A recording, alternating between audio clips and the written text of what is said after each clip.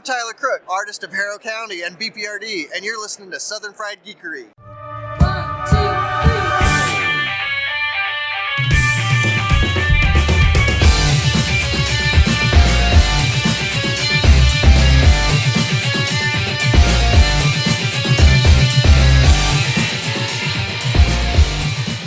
3. Yeah, so and I forget the actress's name because I didn't watch Smallville. I don't know who these people are, but they just apparently half the cast are members of this weird sex cult and are being charged with human trafficking and molestation charges. Yeah, if I wanted my not Superman show, I just watch Lois and Clark. Well, there's that. Yeah, so you guys want to do a podcast? Yeah, let's do this.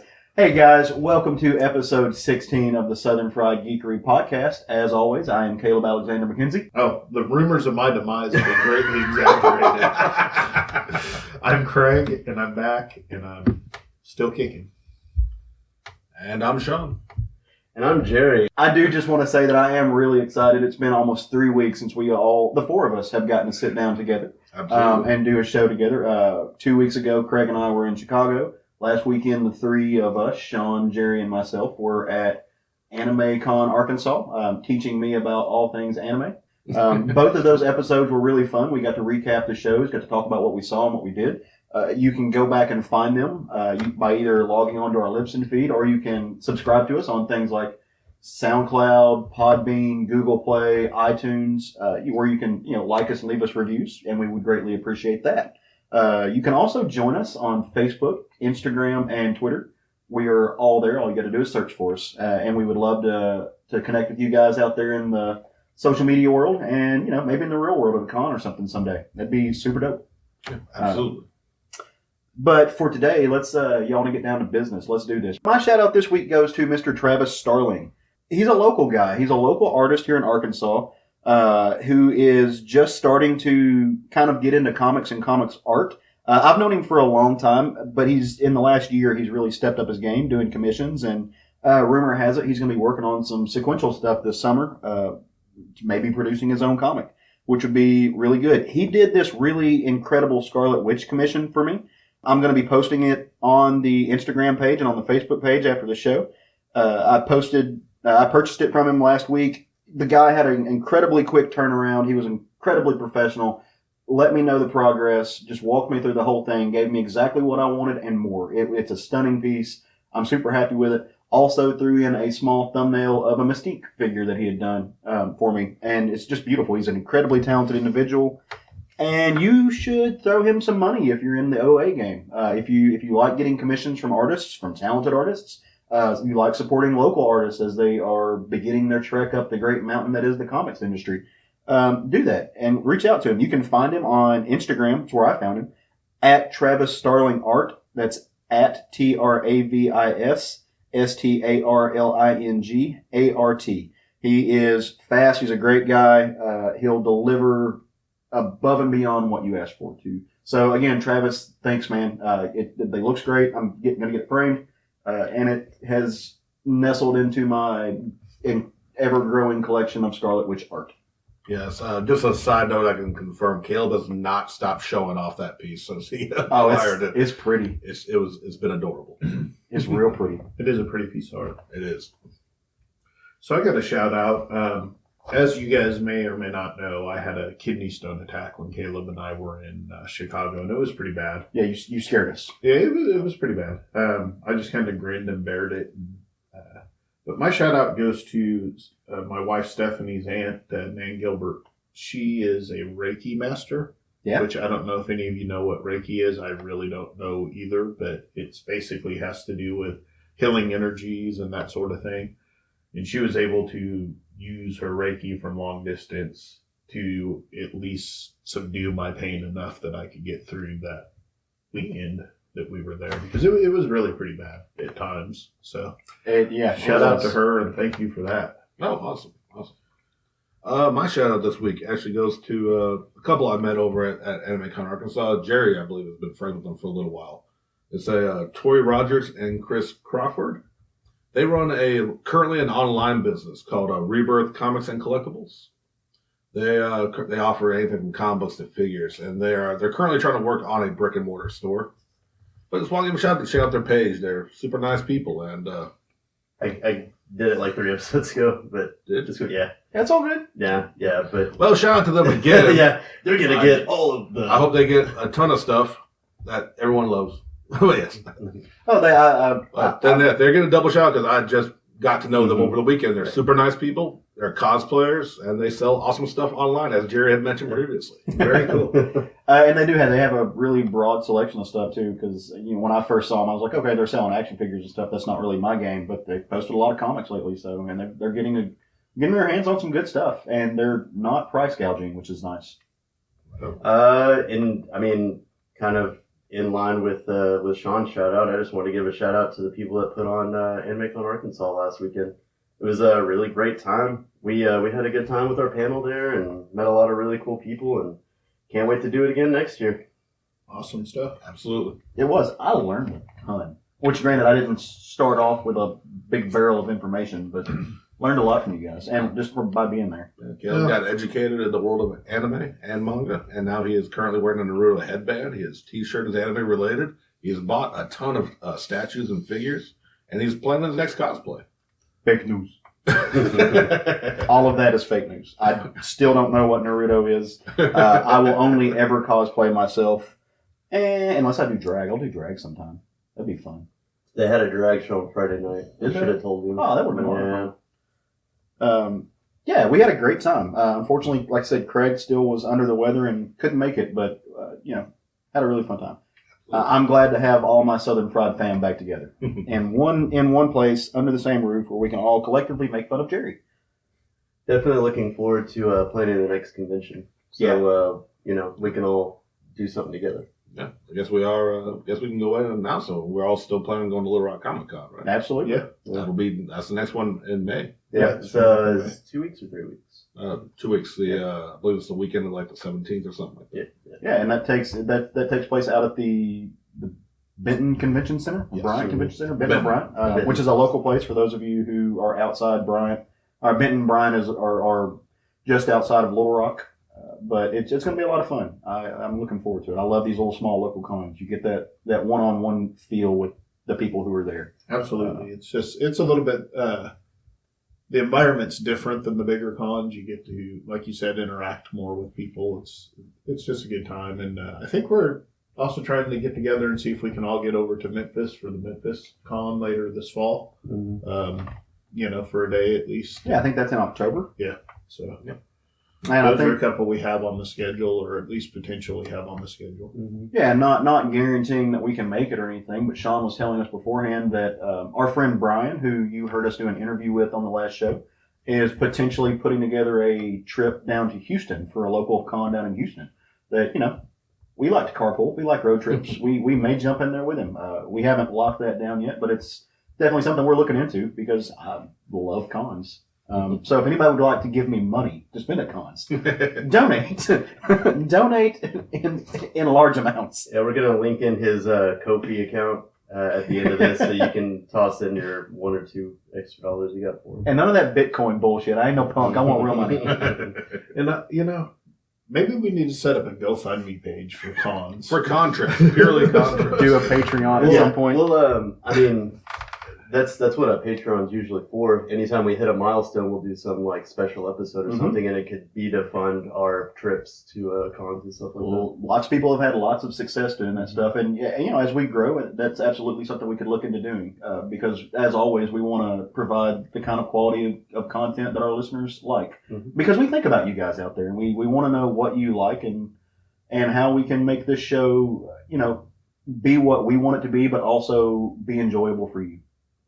So we'll throw it out there then. If you guys have enjoyed our con episodes and want to see something more like that, and you think it's an idea that you might want to chip in on, let us know in our social media pages. Let us know in the comments. Like, if you think this is something you may be interested in seeing or helping fund, let us know. For sure. We'll gladly take your money. So it's, one of the things that we haven't been able to do since we haven't been together over the past 2 weeks is really keep up with a lot of the ever-changing, ever-tumbling news system in geek culture. We're definitely not going to backtrack and talk about news from 2 weeks ago because that would take 70 billion hours. But we are going to talk about some stuff that happened this week with a number of things that went on. Yeah, so start off with a little bit of sad news. Verne Troyer of Men in Black, Austin Powers, and the Harry Potter films fame passed away yesterday, Saturday. Yeah, a little sad about that. From all accounts and stuff, he seemed like a pretty decent person, but, you know, he at least brought a lot of entertainment to our lives in his lifetime, so. He did. I think his most famous role was as playing Mini-Me. Yeah, Austin Powers in for Austin sure. Powers. I hate losing people. It's sad when their light is gone from the world. But you know, Verne, we hope you are resting easy. Whatever your personal beliefs out there are, what you think of an afterlife, if there is one, you know, I hope he's there. If there's not, then I hope he's sleeping at ease. We thank you for the laughs. You provided, like Craig said, hours of entertainment, and you know, enjoy the artists and the actors and the comedians and the people who give out to us as fans while they're here. Take advantage of it. Tell them how much you appreciate them. You know, also, Verne was not a stranger to getting, you know, trolls crapping on him online. And just, you know, remember that those people have to live with themselves now that they know he's gone. And, you know, maybe that'll strike their conscience a little bit. Well, celebrities are humans too. Absolutely. And trolling people just to troll them is never, you know, yeah. Don't be a dick. Don't be a dick. Pretty much.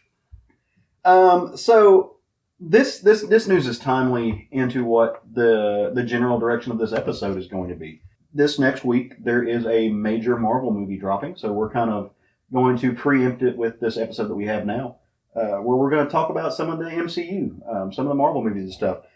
But leading into that, one of the characters that you are going to see who has not been shown on screen before is a villainous type figure named Proxima Midnight. And you may be asking who she is. You've never heard of her if you're not, if you don't read the comics, if you're not into the Marvel lore. Proxima Midnight is one of Thanos' generals. She's married to another general named Corvus Glaive. She is an extremely deadly figure. She's insanely powerful. She's a badass. Well, they just released this week the name of the actress who's going to be playing her, and it's Emmy-nominated actress Carrie Coon from Fargo and The Leftovers, who's playing her. And so that's kind of a big deal. She's great, and that character's great. I can't wait to see what they do with this movie, but I don't want to jump into it too soon and, you know, splooge my Marvel love all over the place too early. A little bit of news on my end is a manga and anime series. I know me and Jerry gushed on in our debut episode of Manga Ramen together. Is My Hero Academia is actually going to be aired now on Toonami. Toonami is the anime block on the Cartoon Network. Mm-hmm. So basically now this show is going from a streaming service to full access on cable TV. Mm-hmm. So that starts on May 5th. And yeah, I'm really excited because I think it's going to open even more people. It's already a popular show. Mm-hmm. But I'm hoping it really just blows the gates open. What's your favorite characters from that show? Just curious, because I've heard you talk about it a little bit. I mean, honestly, this is a show where like you damn near just love everyone. Mm-hmm. But I'm known to be a big fan of Froppy, the frog hero. Okay. Big fan of her. She is an awesome character. Jerry? I mean, like he was saying, they've introduced you to a wide cast of characters because it's a school series, so you instantly fall in love with like every character. But Tokoyami, he's this character that has a bird head, human body, and he has like this really cool shadow like altar of himself. That's really cool. He is awesome. Yeah, but Was that what that guy was cosplaying in the show? they came into our Yeah. It was really cool because Yeah. he had it set up to where his mouth moved. Yep. That was neat. yeah. Luke's Let's a pretty badass. shout out to Lucas. He's an Yeah. amazing cosplayer. Yeah, he was doing John Wick later that day. And he was like totally in character too. Yeah. Oh yeah, like he walked up to me and I couldn't even recognize, because I've met Lucas a few times, Mhm. and he was in the full costume. I was like, "Hey, yeah, nice to meet you." He's just deadpan looking at me, and like after he left, I was like, "Jerry, I think I know." He's like, "That was Lucas." Like, he was just so in character, I didn't recognize him. Yeah. And that was just with bruises and cut makeup. He's amazing. Shout out to Lucas too. For this. Mhm. That was badass. Well, thanks for asking, but my favorite character is Wait, say that one more time. Deku. Okay. Always picks the main character. To make it, I mean, it's I think he only obvious, reads Greg. like the first issue. Of what MCU. those characters do. Oh. Froppy as well. So I don't know who any of these people are. So that's because you read the first book, sir. Did Who's your favorite, Caleb? You read the first trade? he hasn't read enough? I know. I'm just giving him a hard out of time. the first trade, I would say that I like the female protagonist that kind of shows up in the first trade. Or Oh, Yeah. yeah, the Choco, the gravity. Yeah, her. Yeah, Yeah. she was fun. She is awesome. So we've got our first image. And a while back, I'll back up. A while back, we learned that the first family of Marvel, as you guys know, I'm a big Marvel fan. The first family of Marvel is coming back. We know they're making their debut. We know that Dan Slott's going to be writing them, but we got our first look at the cover that's going to be coming out, done by an artist that I'm a big fan of, Asad Ribic. That dude is just fire, pure fire, man. He's doing a book now called Verses that's been really good. The art's way better than the writing, but it's gorgeous to look at. Well, he did a cover of the Fantastic Four where thing looks a little bit different than what we're used to. Johnny Storm is in the background, doesn't show up the best. I wasn't as crazy about the cover as I wanted to be, but it's still Asad Ribic art. It's still gorgeous. But another cover came out that we also saw 6 figures kind of cloaked in darkness. And so we kind of imagine that's going to be the Fantastic Four's children, a little bit grown up, and I think that's really neat. So one really cool thing that we've noticed about this that you just touched on is that it looks like the kids are grown up. It looks like Reed and Sue are both a little bit older. So, last we saw them was at the end of Secret Wars when they were left on Battle Planet creating multiverses. Yeah. So now they're back, and it looks like they've aged quite a bit more than the Marvel Universe has, and the kids are now teenagers, it looks like, so that'll be interesting. I got a question. So- As a not avid Fantastic Four fan, I'm very aware of Franklin Richards. Mhm. Who's his sibling? I didn't know there was another. Oh, really? Val Richards Yeah, her kid. name is Valerie, or Valeria. Valeria Richards. She is.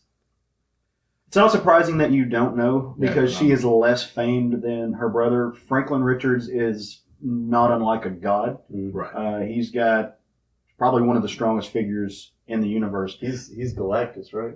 Am I mistaken? They did at one Yeah. point have him Yeah. as Galactus, so I mean, he's he's the world eater and the world creator, and I mean at this point he's created the entire Marvel universe. Yeah. So what they've been doing after Secret Wars that Craig spoke about is they kind of ascended to the level of the Infinites, the Beyonders, and they've been out recreating the multiverse. So we really don't know what exactly they've been doing. But Val's been with them, and they left Reed or not? They left Johnny Storm and the Thing on the planet to kind of finish Does she have any themselves. abilities or anything? I can't remember. She does, but I do not remember her power set at this moment. And they are actually considered mutants. Yeah.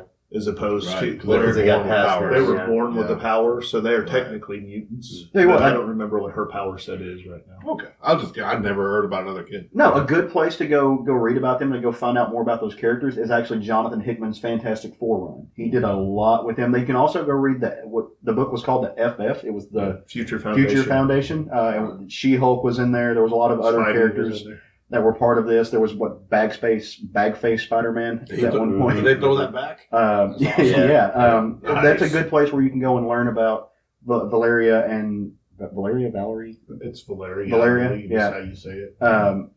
and all of those kids. Okay, cool. Franklin, a lot of them. They're really extremely powerful, extremely important characters to the Marvel Universe as a whole that a lot of people don't know about because they're not as famous as their parents. Well, one of the storylines in that was Franklin's just sitting there one day and creates a pocket universe in his mind and releases the monsters on New York.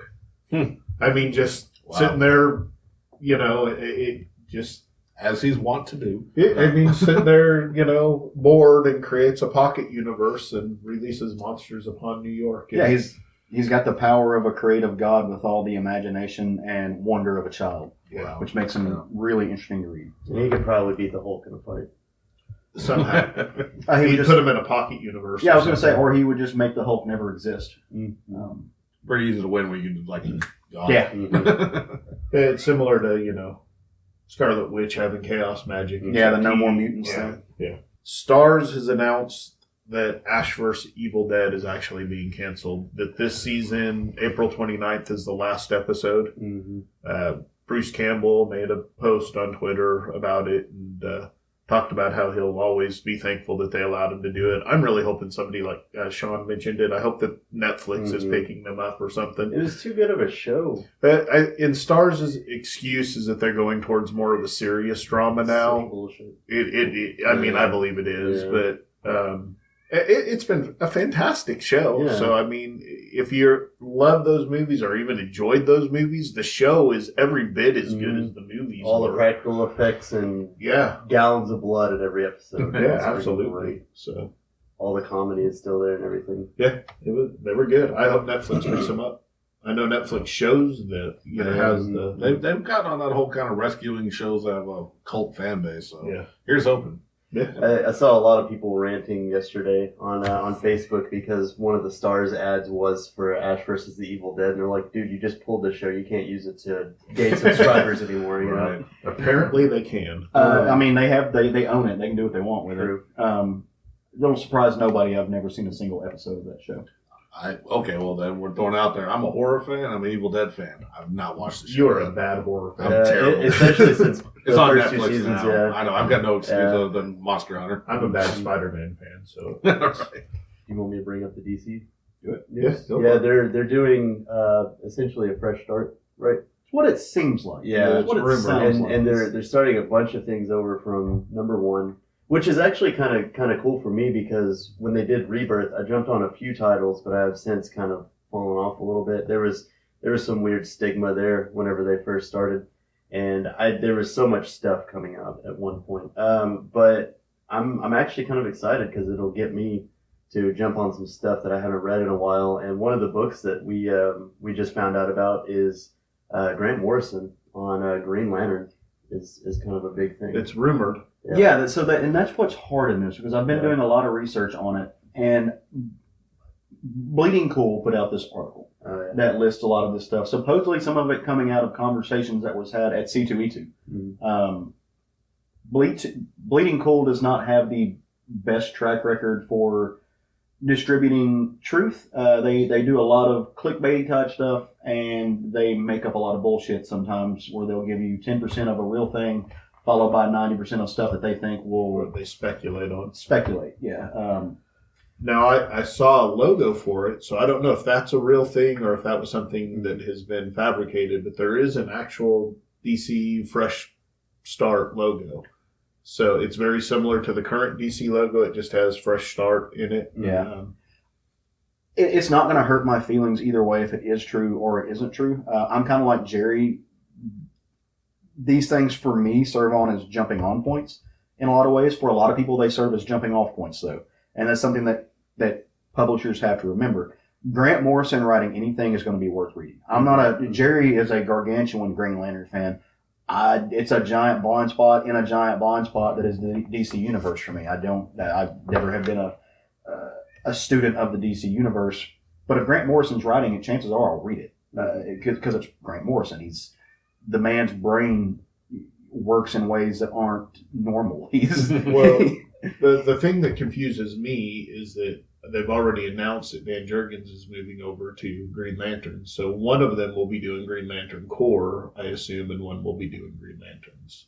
And isn't there something that I read about them introducing a new color to the color spectrum of the lanterns? And it's weird because they're calling it ultraviolet, but ultraviolet is a wave spectrum, not an actual hue of a color. Apparently, it's now a color. It was a color of the year in 2018. You cannot argue with makeup. Clearly, they're just going to rip off the movie Ultraviolet, and it's going to be a lantern that can change its colors like she did. That movie was so bad. I would imagine that that's what it's going to be. That he's going to have every spectrum of the color of the color spectrum that he wants. From what I read, and this was like maybe a week or so ago, it's John had found out a way to hack into a new power of the Green Lantern ring and adjust the wavelength of it. But the thing about it is the color of course changed, but the symbol on his chest also changed. Yeah. So the only thing we ever know about that happening is when somebody got a new ring. So I don't know. It sounds like it's going to be a new core, whether he's the only member of it or not. Or John's currently, I may be the only one reading the Hal Jordan book right now. I don't know, but the Hal Jordan and the Green Lantern Corps, John's pretty much butting heads with the Guardians. They're back and they're trying to ask for a fresh start. And he's like, okay. But it's been a constant butting of heads. So I can see John kind of going his own way at some point because he just doesn't agree with the way they... And he's been running the Green Lantern Corps since the Guardians were gone. So... Overall, in general, I wouldn't mind it if they kind of packed... trying to think of the right way to say it. If they kind of grabbed a hold of the Green Lantern elements and reshape them and put them in a better direction, a more concise thing. Because right now you've got 2 Green Lanterns on Earth that don't know what they're doing. You've got 4 Green Lanterns on Earth, 2 of which 2 on Earth and 4 in the Green Lantern Corps from Earth. Okay, yeah, from Earth, and they're just kind of everywhere. They're kind of everywhere and all over the place. Personally, I think that the Green Lantern Corps needs like 20 more Earth humans to be. I mean, every other sector has like 2 from the entire sector, and if you're lucky, 1 from your planet. But for some reason, Earth just keeps generating new Green Lanterns. And I liked the idea, like whenever they were New 52, and they had all the other rings. That's not out something there. you hear very often. Yeah, I know. But he's headed towards. But with Guy Gardner having the red ring, I like this thought of us having so many of these established characters already, and then them kind of going into a different Red Lanterns. When Guy Gardner was running Red Lanterns, was probably the best non-main title in the new 52 universe. And it fit the character and everything. Like he was really awesome as a Red Lantern. Now Parallax was a Red Lantern as well, right? No, Parallax was the entity for the Yellow Rings. Who am I thinking of that was the Red Lantern that was like just Atrocitus? Yeah, he was a lot of fun. Yeah. And not a pooch. And then they also had an Earth Red Lantern. So that was pretty cool too. And he was an original character that they made for that. In Rebirth, Guy Gardner fights Atrocitus without his ring on and beats him. Because it's Guy Gardner. Guy fucking Gardner. Yeah. There's a lot of speculation about what DC is going to be doing. They've got Bendis coming over now. They've got a new editor-in-chief. I will say, because when we were talking about this, Sean was like, well, what does this mean for my Batman? Because Sean's a big Batman fan. Tom King I looked it up. Tom King is contractually obligated to do 100 issues of Batman. He may decide to do more. He may decide to end it at that. That's up to him. But we know we're getting 100, and they're not at 50 yet. So we still got a little ways to go with him. He's still going to be taking us on a journey. I don't think we have to worry about losing Tom King off of Batman anytime soon. I think that's one of DC's best-selling books. They honestly, looking at the sales chart, DC doesn't have a book in the top 10 that's not Batman. So they're not going to mess with that's their bread and butter. That's their moneymaker. So the thing we know about DC reboots is that they're never really reboots. They're soft reboots. With the exception, Rebirth was probably the closest thing you had to that because you had Flashpoint. But even with Flashpoint in Rebirth, some things continued on unchanged. Green Lantern just kept going. It was the story leading up to New 52. It's exactly the same story through New 52 and into Rebirth. Green Lanterns has been on the same path. Batman, Superman, the main titles, those change. I think it's going to be a semi-soft reboot. And as we know, DC loves the number 52. Right. And they're coming up upon, they're like 5-6 issues away from 52. They're doing 2 issues a month on most of those books. I imagine it's going to happen around issue 52. I never mind when DC does this anyway, because it gives me the opportunity to look at DC fanboys and say, hey, they actually do this. Like, you pretend like they don't, just like Marvel does. So when you complain about Marvel, you make no sense.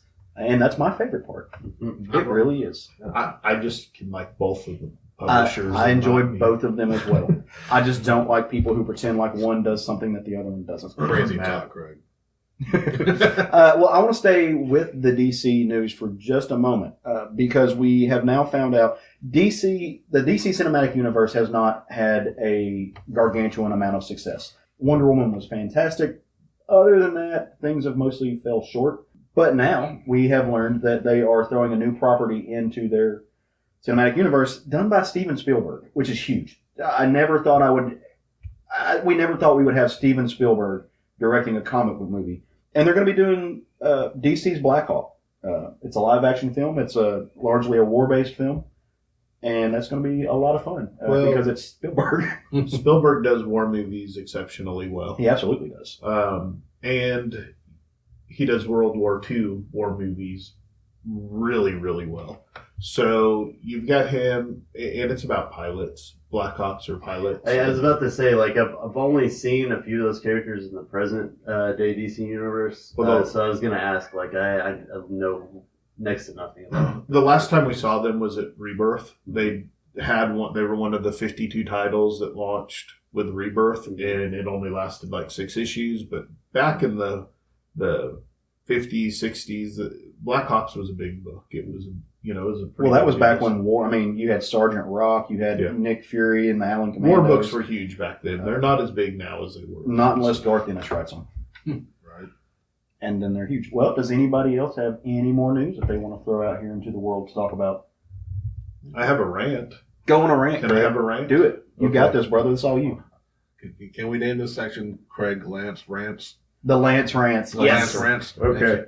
I don't know that it's going to be a continuing section, but this week. So, there's a lot of people debate over whether you should slab your comic books or not. I do personally on my key issues, and I have a lot that I don't have slabbed yet, but I have a lot that I'm going to slab. And the reason I do that is to protect the book. And then if you ever want to sell them in the future, there's not a lot of debate over what the quality of the book is. Somebody can go, well, I don't trust that grader or whatever, and it's all subjective. It's subjective, but it's an industry standard.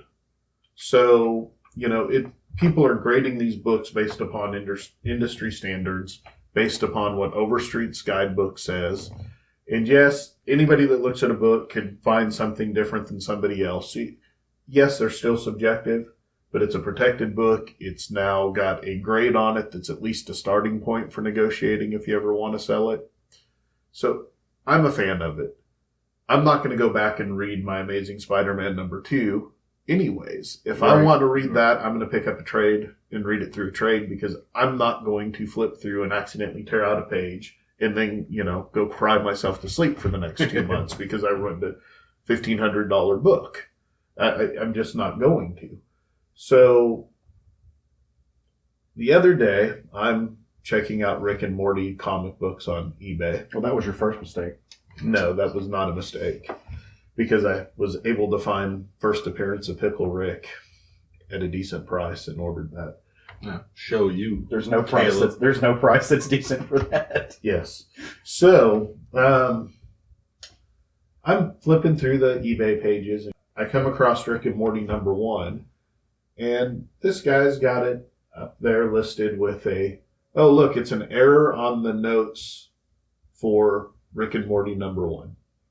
It's really a 4th printing and it says 1st printing. So buy this book for $200 because of a note error that somebody made when they typed up a label. Yeah. Listen, people, don't ever fall for those sorts of scams. That's not like a defect in the book where it was misprinted in the book or something of that nature that adds to collectability. This is literally a label that if you take the package and send it back to the grading company and say, fix this, they will fix it. This guy's trying to rip people off and it infuriates me because there's some poor sod out there that's going to see that and go, oh, look, I found a collector's item. You did not find a collector's item. What you found is a $200, $4 book. Yep. That's what you found. Because that 4th printing is only a $4 book. The 1st printing is about $500 if you have it. Don't don't fall for these kinds of scams, people. Please, you're hurting yourself. You're hurting the collector's industry of the comic book market, the resale market. You're hurting all of those things by falling for these scams, which led into another one I then saw yesterday, which was Teenage Mutant Ninja Turtles #1. Somebody selling a picture from the preview guide for $2,000 is the first appearance of the Teenage Mutant Ninja Turtles. See, that's my problem with all this is just the speculation and the urgency to rip people off. The preview guide does not count as first appearances, people. It does not count. Do not fall for these people. And if you have questions, send us a message on Facebook. We will be glad to help you. Don't fall for those sorts of scams. It's just, there's always people out there trying to separate you from your money. Right. And a first appearance will either be in a magazine that has comics in it, like heavy metal, that sort of thing, creepy magazine. Yeah. Or it will be in a comic book. Yeah. You're not going to find it in a preview magazine. You're not going to find it in some other form. It's going to be in one of those two forms. So don't fall for these scammers, people. Please do yourself and the industry, the collector's market, a favor. Especially like the kind of going back to the graded misprint. Yeah. Like for new collectors who are maybe now, comics are kind of, getting an upsurge right now. They may not be aware. There is a world of difference between a manufacturing error, which is mass produced on many things, like anything from a misprint in a comic to a figure being packaged upside down on the card, to a third party, someone typing up a label and hitting an X instead of a Y. Absolutely. I mean, there's a world difference between what's an actual, like, a production error versus a human error. Well, and that's largely what I was going to get at with what I was saying about the speculation thing. We've got some folks I know that listen to the show that are not tapped into to geek culture, to comics culture, to collector culture in the way that we all are. And I hope that they know that as they listen to the show, they might develop a character that might go to the internet, to things like eBay, to online stores, to Facebook, to find these collector issues of just characters that they've learned to love based off our comics. And I hope they listen. I hope they heed Craig's advice and your advice, because there are people who want to rip you off to a less of extent as aggravating, but to me it kind of just piqued my interest a little bit. Last week I saw an online collector trying to sell a issue of Daredevil that they were selling. It was a $15 comic, and I want to preface this by saying they were not trying to rip people off. The comic is a $15 comic. It's an early issue of Daredevil. It's a very good issue of Daredevil. I want to say it was, I forget who the artist was. I'm not even going to try to pretend like I can say it. It's a $15 comic. It was priced correctly. But what they were doing to try to sell this is to try to say that it was the first actual, true, real world appearance of Wolverine. That came out in November of, I want to say 74. I could be wrong on that. It's when this particular issue of Daredevil came out. It was the same month as Incredible Hulk 181, which is largely what we understand to be the first appearance of Wolverine. And so I just, I sent him, we were talking about it, somebody tagged me on it, and I say, hey, first off, this is priced correctly. You get kudos on that. But, what you're doing is a marketing scheme, and you're going to make people think they are buying things that they're not buying, which to me is disingenuous. And I don't want to knock them, because they may have actually not realized. They may have bought it. This person who was selling it may have bought it thinking that. It was really funny, though, because the big argument in comics is whether or not Hulk 180 or Hulk 181 is the first appearance of Wolverine. I think Hulk 180 is a cameo, but the book they were trying to sell as being an ad for 181 and being the first appearance came out a month after Hulk 180. And the same month as 181. So there's not, there's just not an argument. So I'm glad Craig brought this. I'm glad Craig brought this to our attention. And it's a thing that we have to fight as collectors, as investors, as fans. We got to guard against this kind of thing, because it's not fair to newcomers. Well, in going on what you're saying, there is a difference between a cameo and a first appearance. Yeah. Cameos are going to be worth more money than the issue before it that didn't have a cameo in it. I mean, cameo of Hulk 180s, of Wolverine and Hulk 180, it's a high dollar book. Yeah. But it's not as high dollar as Hulk 181, which is his first full appearance. I think that's going for, you can get a high grade copy for about $1,800, maybe $2,000 right Yes. And is that, sorry to interrupt, but there's kind of a question about this. Y'all are definitely deeper into the collector side. I feel like that's a recent thing. Because, like, when I got into comics when I was a teenager, it was 181 without question. And, like, Gambit, I forget the issue number, but him on the cover of Storm, his first appearance without question.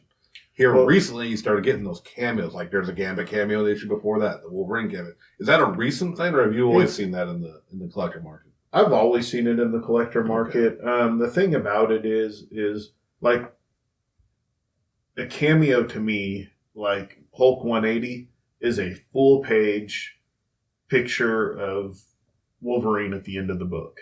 That's how it ends, leading into the fight between him and Hulk in 181. Okay, that to me is a legit cameo.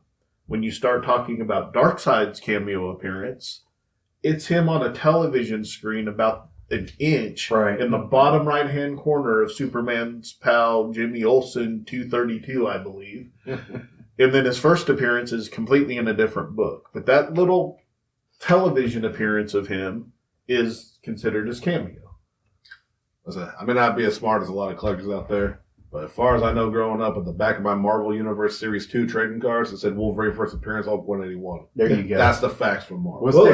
Top knows best. That's all I got. It is legit the first appearance. It is. The cameo is something different, and it's important to know the difference between a cameo appearance and a full appearance when you start collecting, because one is worth a lot more than the other. Right. And then the other thing that I want to add to what Caleb was saying is that advertisement never counts as first appearance.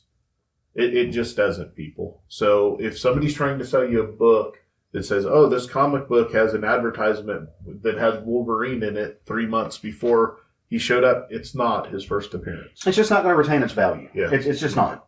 And One of the things that got me a while back was before they did Spider-Gwen. Mhm. The book that so many people were claiming was the first appearance was a Spider-Verse issue, but it was like an alternate universe, and it was Halloween, and somebody was dressed as her character. It was Hawkeye versus Deadpool. Was it? Yeah, and it was Halloween, and they're out doing stuff, and there's kids trick or treating, and there's a Spider-Gwen, a kid dressed up as Spider-Gwen. and then her first appearance was like officially was Spider-Verse #2. Yeah, right. Yeah.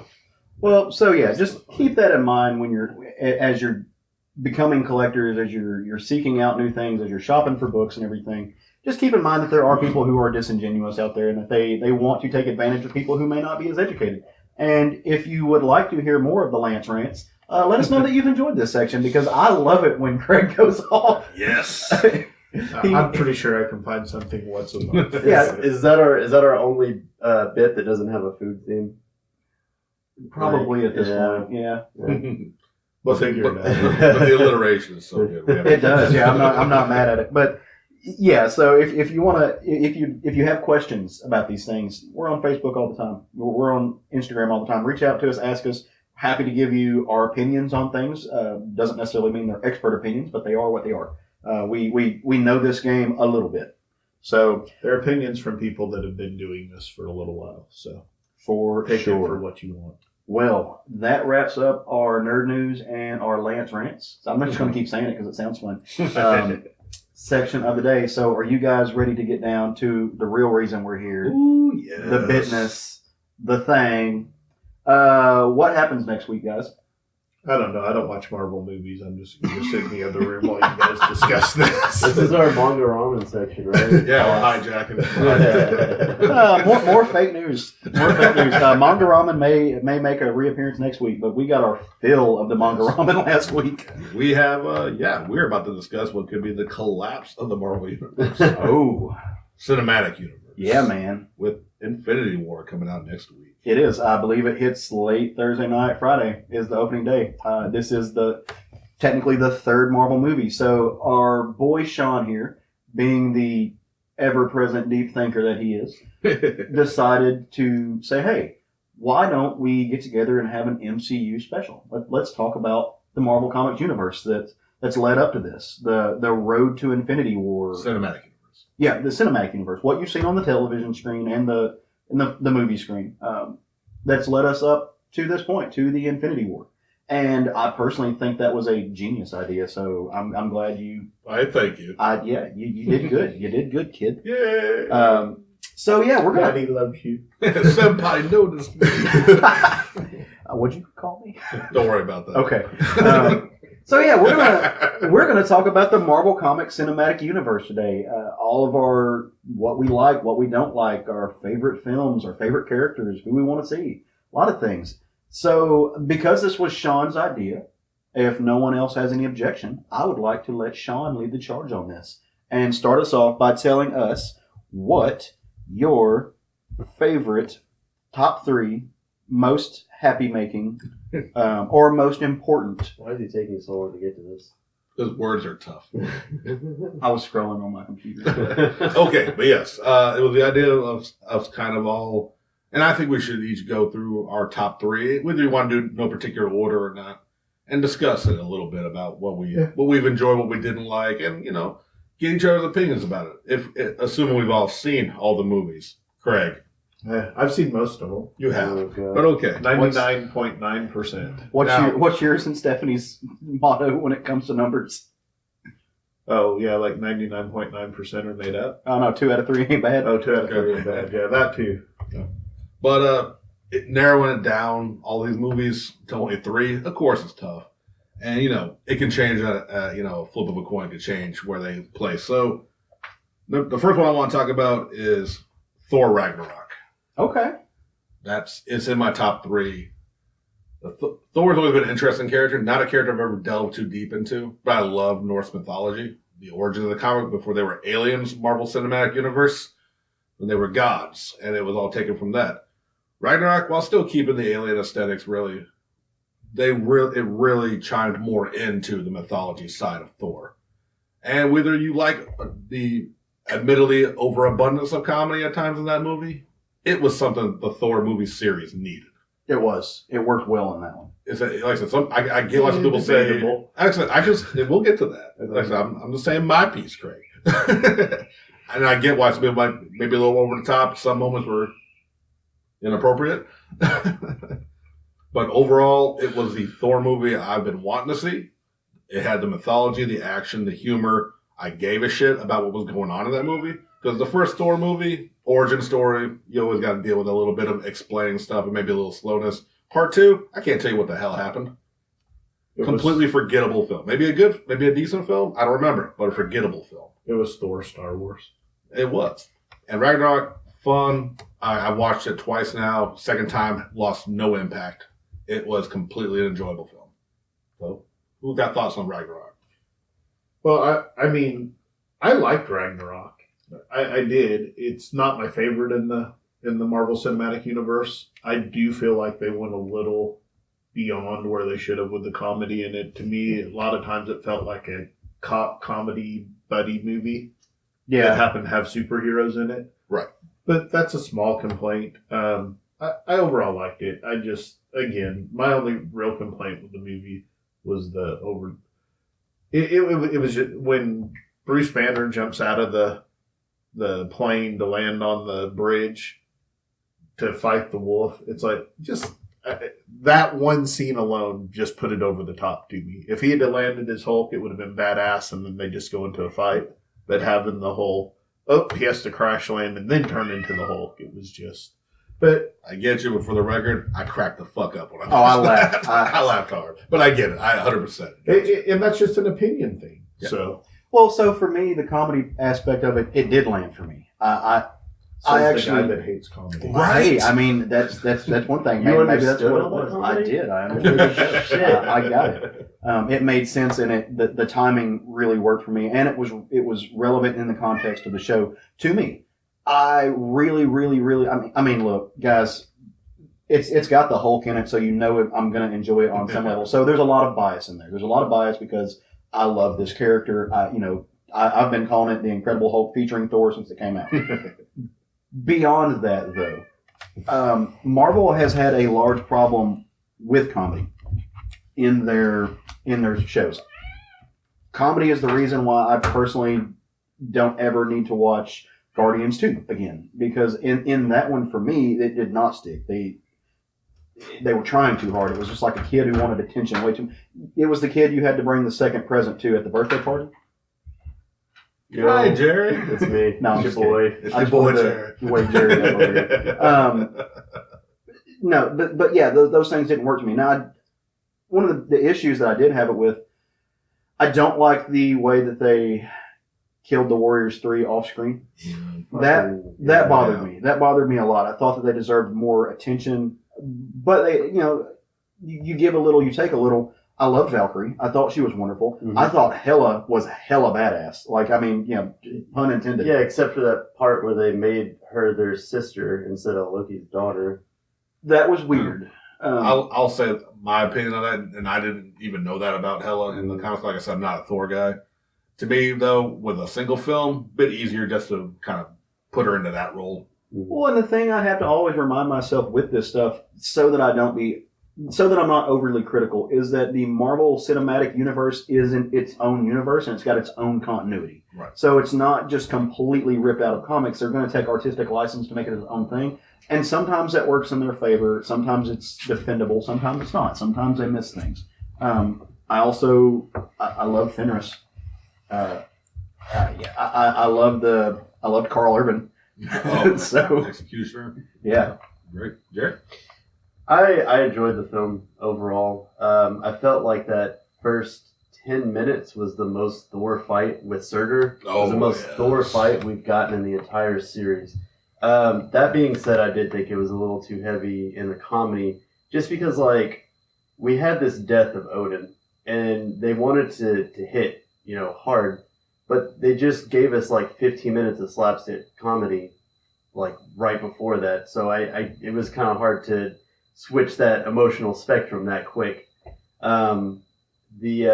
Like Caleb said, the thing that they did with the Warriors 3 was really off-putting. Like, seriously, you can't give us, because that was always a really good thing about Thor that I've liked, is the pantheon and everything, like all the characters and extra characters in it. Speaking of which, they did my boy Beta Ray Bill a huge disservice and did throw him in this film. There was I mean, I know there was no You're room, never getting horse Thor. but it's Never. He's such an awesome character, and then That's like that. yeah, I mean, never say never. I know. I have to crush his dreams so he can finally just point at me in the theater loud as hell and laugh at me when I'm proven wrong. yeah, And I'll be happy for him on that day. But I had the same comedy problems that Craig had with the movie. But I mean, like I said, there were points of it I could enjoy, and I definitely liked it more than some of the other films that they've had in the MCU. All right. So what's your number 2, Sean? Oh, it's going to go down mine? Jump it. We'll go 3, 2, 1 for each person. Oh, cool. Number 2 is I give a little bit of credit to just how a seminal film. What we were building up since Iron Man, and if I'm not mistaken, even though it's always a gray area if the last Hulk movie is considered part of the MCU. It is. It's part of Phase 1. Because the Avengers. This is what we waited for. And I can't lie. It's like it was between this and Civil War, because I love these ensemble films, because this is what Marvel set a standard for, that DC was trying to capture the same magic of let's build a world and then give us a just fucking fan service of a movie with the team together. Like, not to say it's like a perfect film, because of course you always have the tired team trope of, oh, we don't get along, we have to do all this, but it was the fucking Avengers. Right. These characters, these actors that we've seen on single movies with Nick Fury connected them. We haven't ever seen anything like that. And just a fantastic movie altogether. And honestly, I feel like they gave a good service to the Hulk, who, like, much as I enjoyed that last movie, he hadn't been seen since, and they really hadn't addressed him much. And he got to shine in that movie. Some memorable moments. I was in the theater, like, when he fucking slammed Loki around, the entire theater lost their shit. And then just that subtle movement of just seeing him roaring with all the Avengers, that nice camera pan around, getting those goosebumps. Cap giving orders to the entire team to come together, and all he has to say is Hulk, smash. And the crowd lost their shit. It was also our first Mark Ruffalo. Yes, and like definitely the best Hulk, I would say. Mm-hmm. I agree. What you got, Craig? You gonna argue with me about this? No. I mean, it's Avengers. Yeah. You know, I mean, I had a couple of issues with the movie, but you touched on them. The infighting has been an issue with me in all of the Avengers movies up to this point. But, you know, it was good. It's a good movie. It was what we wanted. Like you said, I mean, watching it in the theater, people lost their shit watching it. You know, it was a solid movie. I'm going to defer my comment to a later time. Oh. Okay. We're going to have to talk about Avengers twice. Is that what you're saying? We're probably going to have to talk about a lot of movies. I mean, a few of these are going to double up. Yeah, that's fine. That's why, you know, if we're going to talk about it later, I'm just going to, like I said, defer my comment. Sure. Okay. Yeah, no, I had no problems. I really enjoyed it, and it was really awesome to get these characters that, what was the build up there, like 5 years, 6 years? I to think get to close the to first 5 Avengers? years, yeah. Yeah. I think it's been, 10 years built up to and I mean, Infinity War. There was, like, nothing cooler than that. Like, it was just so awesome to see this team finally, that we've been building up on for so long, like, finally together. Got some cool Thanos action in there and everything, and the Loki scenes were really awesome. And yeah, it was just a really, really kick-ass movie. Yeah. And actually, you brought up the Thanos scene, Mm-hmm. which end credit scenes have been done before, First one. but Marvel First Thanos. first Thanos, yeah. Unless it was an advertisement somewhere, right? but like just a nod to Marvel in general, because like end credit scenes have been a thing before, Mm-hmm. but I think it's been the Marvel movies you can really credit to why people are staying in their seats until the credits roll, and the theater people are mad because they got to clean up. But little nod, and I think Avengers was a big part, because after that first Nick Fury cameo, everyone stuck around to build up to the Avengers, and this continues since. Yeah, for sure. But wrap it up, and I feel like one or two people might actually have to hold their opinion on this one, because I'm assuming this is on someone else's list. My number one, and it's a newer movie, but it's almost a perfect Marvel movie to me, is Spider-Man: Homecoming. Okay, that's not what I thought you were going to say. Go What did man. you think? Thought you were going to say Black Panther. But Black Panther? Yeah. It's good. Top 10, honestly not even top 5. okay, all right, man. But, I've said my piece on Black Panther. Hey, man, go for it. We were talking about Spider-Man: Homecoming. We got a brand new Spider-Man after... I liked the first trilogy. Didn't enjoy the second one. Third time's a charm. They nailed the actor with appropriate age. They nailed a movie that needed... they nailed an origin movie in the best way. We all fucking know Spider-Man's origin. We don't got to go deep into it. They explain it in the movie.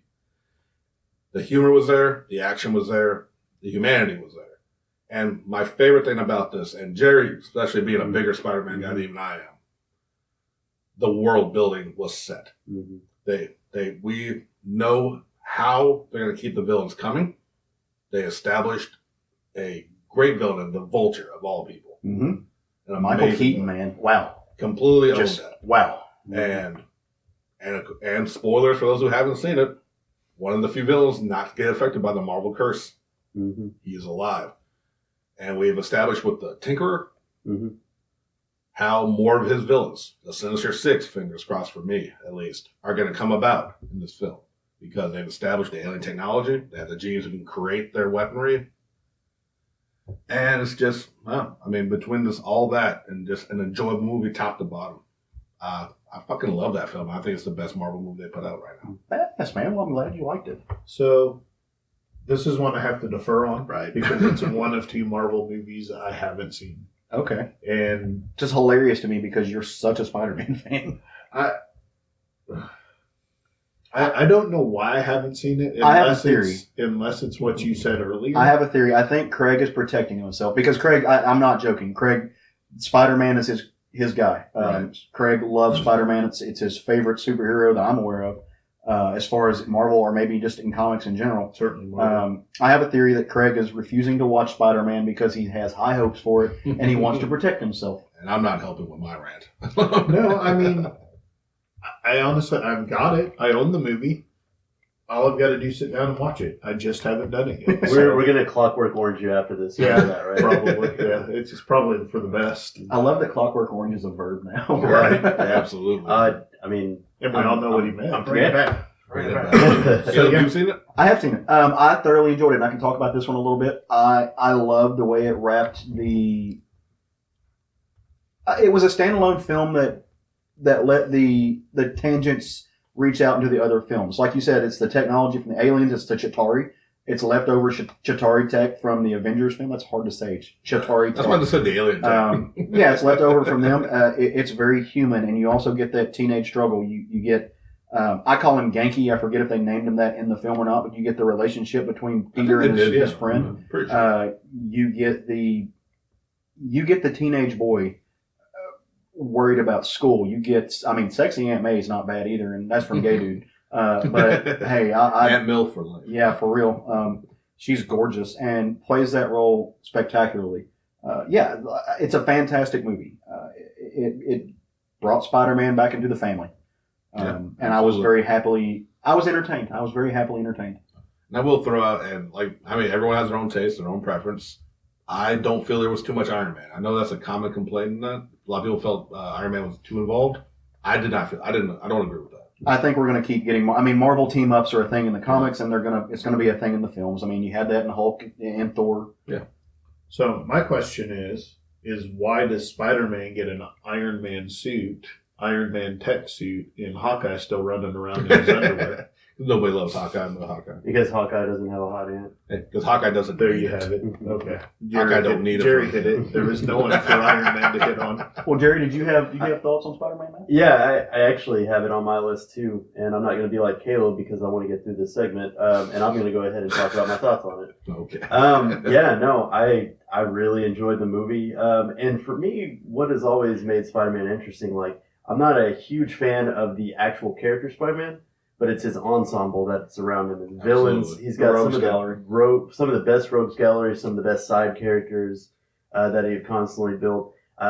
If you listen to me at all, which some of you don't, Flash Thompson being Venom spawned from him. Yeah. And that's one of my favorite characters that Marvel's done. But one of the things that I was really excited for going into the movie, one of my favorite villains is the Shocker. And so I remember talking to Sean about it on the way to the theater. I'm like, yeah, they're going to have a Shocker. I hope they do him justice. That'll make the movie for me.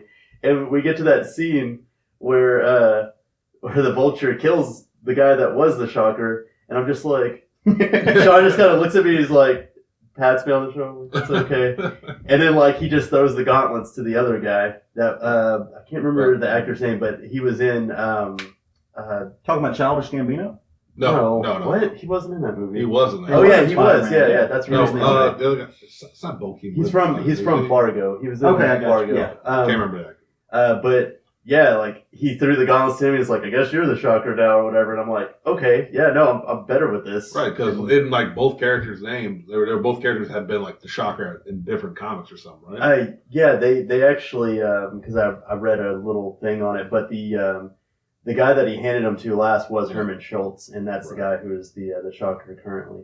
But like you said, executed villains perfectly. I love that they left everything out there because in any other Marvel movie they'd be like, yeah, we've swept by and collected all the tech, so this doesn't happen again. Right. But no, they introduced all of those. They introduced Matt Gargan at the end in the prison, and they left the Vulture alive and everything. And I feel like if you're trying to build something, you got to keep some of that alive, and you got to give future directors and stuff to work off of, because it's always said what makes a good hero is a good villain. Absolutely. And you can't keep doing things if you kill off all your fucking villains. Yeah. So yeah. And this little last moment, especially touching on the Shocker, just nod to the costume design. Mm-hmm. Just giving him a the brown jacket, or brown jacket with the yellow sleeves. Yeah. Just a nod to the classic Shocker look. Vulture just wearing that bomber jacket with the fur collar to give it the acknowledgement of that. just an amazing film and arguably my favorite one. Awesome. Well, that's a good top 3, man. That's going to be hard to beat. And Yeah, hard to follow. top that, y'all. I'm good at topping things. Shut up. But Jerry's good at bottoming. Ooh. Revelations. Okay. All right, Craig. So moving on. Anyway. Jesus Christ. So we're going from 3, 2, 1. Is that what? Yeah. Go Okay. 3, 2, 1, man. All right. Well, I'm going to start off with Civil War. All right. On the surface, if you know me, you'd probably think that this would not make my top 3 because the problem I had with the Avengers movies, I consider Civil War to be the third Avengers movie. I don't know how you guys. It's an Avengers movie told from Captain America's point of view. Absolutely. Or from his perspective, I guess Right. I should say. So the problem I had with the first 2 was the infighting. Marvel falls into these tropes that they do in all their movies. The heroes don't get along, then something happens, they come together to defeat the bad guy. And that's essentially what. Sorry, just like, to be fair. Yeah. It's a classic cinema team up. Every team up movie, you always get that. I mean, don't get me wrong, Mark, you're absolutely right. Marvel does that to a T, but it is a classic cinema. It is. It's to me, it's a little in your face. So I get you. It was a little bit of a turnoff in the first 2. I like them, but it was a little bit of a turnoff to me. No, So, I get it. But Civil War to me, it really hit in all of even with that being the basis, and maybe it's because you go into it knowing that that's what the story is ahead of time. Right. It makes sense in context. Yes, that they're going to end up fighting. You know that's what it is. Those of us that read the comic books knew what was going to happen. Right. The in-fight scene between Cap and Iron Man and Bucky is my favorite fight scene in the Marvel Cinematic Universe up to this point. The choreography is insane. Yeah, where Bucky and Cap are tossing the shield around and beating the hell out of Tony with it is just a fantastic scene. And the way they wrapped up the whole thing with Cap spoilers, all of this is spoilers, guys. So if you're listening and you haven't watched these movies, it's spoilers. Well, the movies have been out. That movie. Has been out for at least So the way they 3 years. wrap up Bucky's storyline and that, and kind of, I realize he's coming back, but the way they wrap up Bucky and that, and the way they wrap up Cap as Cap, where he just leaves the shield and says, "That's not me anymore," and Becomes nomad. because essentially, so to me, it's up there. It's in my top 3. It's one of them that I will watch every time it's on TV. It's a really fun film. So it's so good, in fact, that particular part you're talking about where you've got Cap, you've got Iron Man, and you've got the Winter Soldier all fighting, and the tension that's built up between them, you lose sight of what I would say is one of the most sympathetic villains in the Marvel Universe, one of the most human villains. He is overshadowed, and it's Zemo.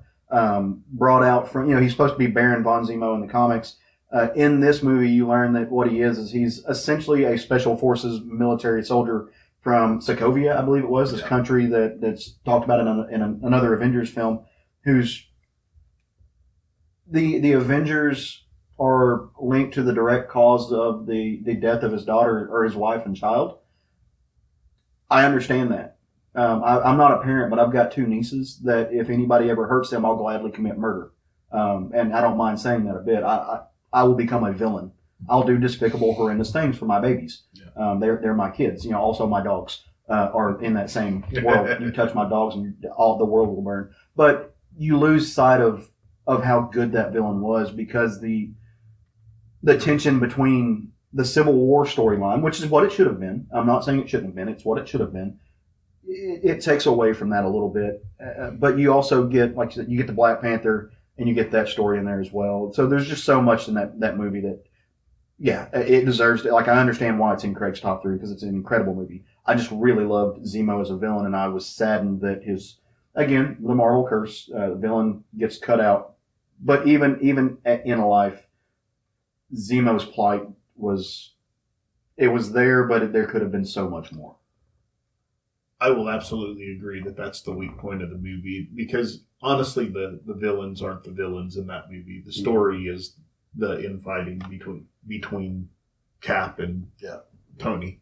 You know, I mean, that's really the story. Right. And that's, like I said, that's what it should have been. But Zemo's there to drive the plot. Right. And that's it.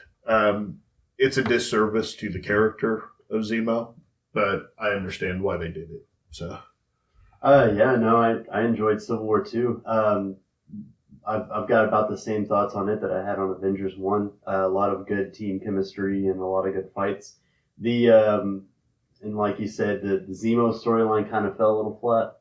I feel personally. But I mean, that was kind of, it felt to me it was like sort of the same thing that happened with the Mandarin, but not to that extent, you know? Like, yeah, I get what you're saying, though. Like, But it's like what they were trying to do in this movie with this villain is what they succeeded in doing in Black Panther with that villain, which we'll get into later, I'm sure. Absolutely.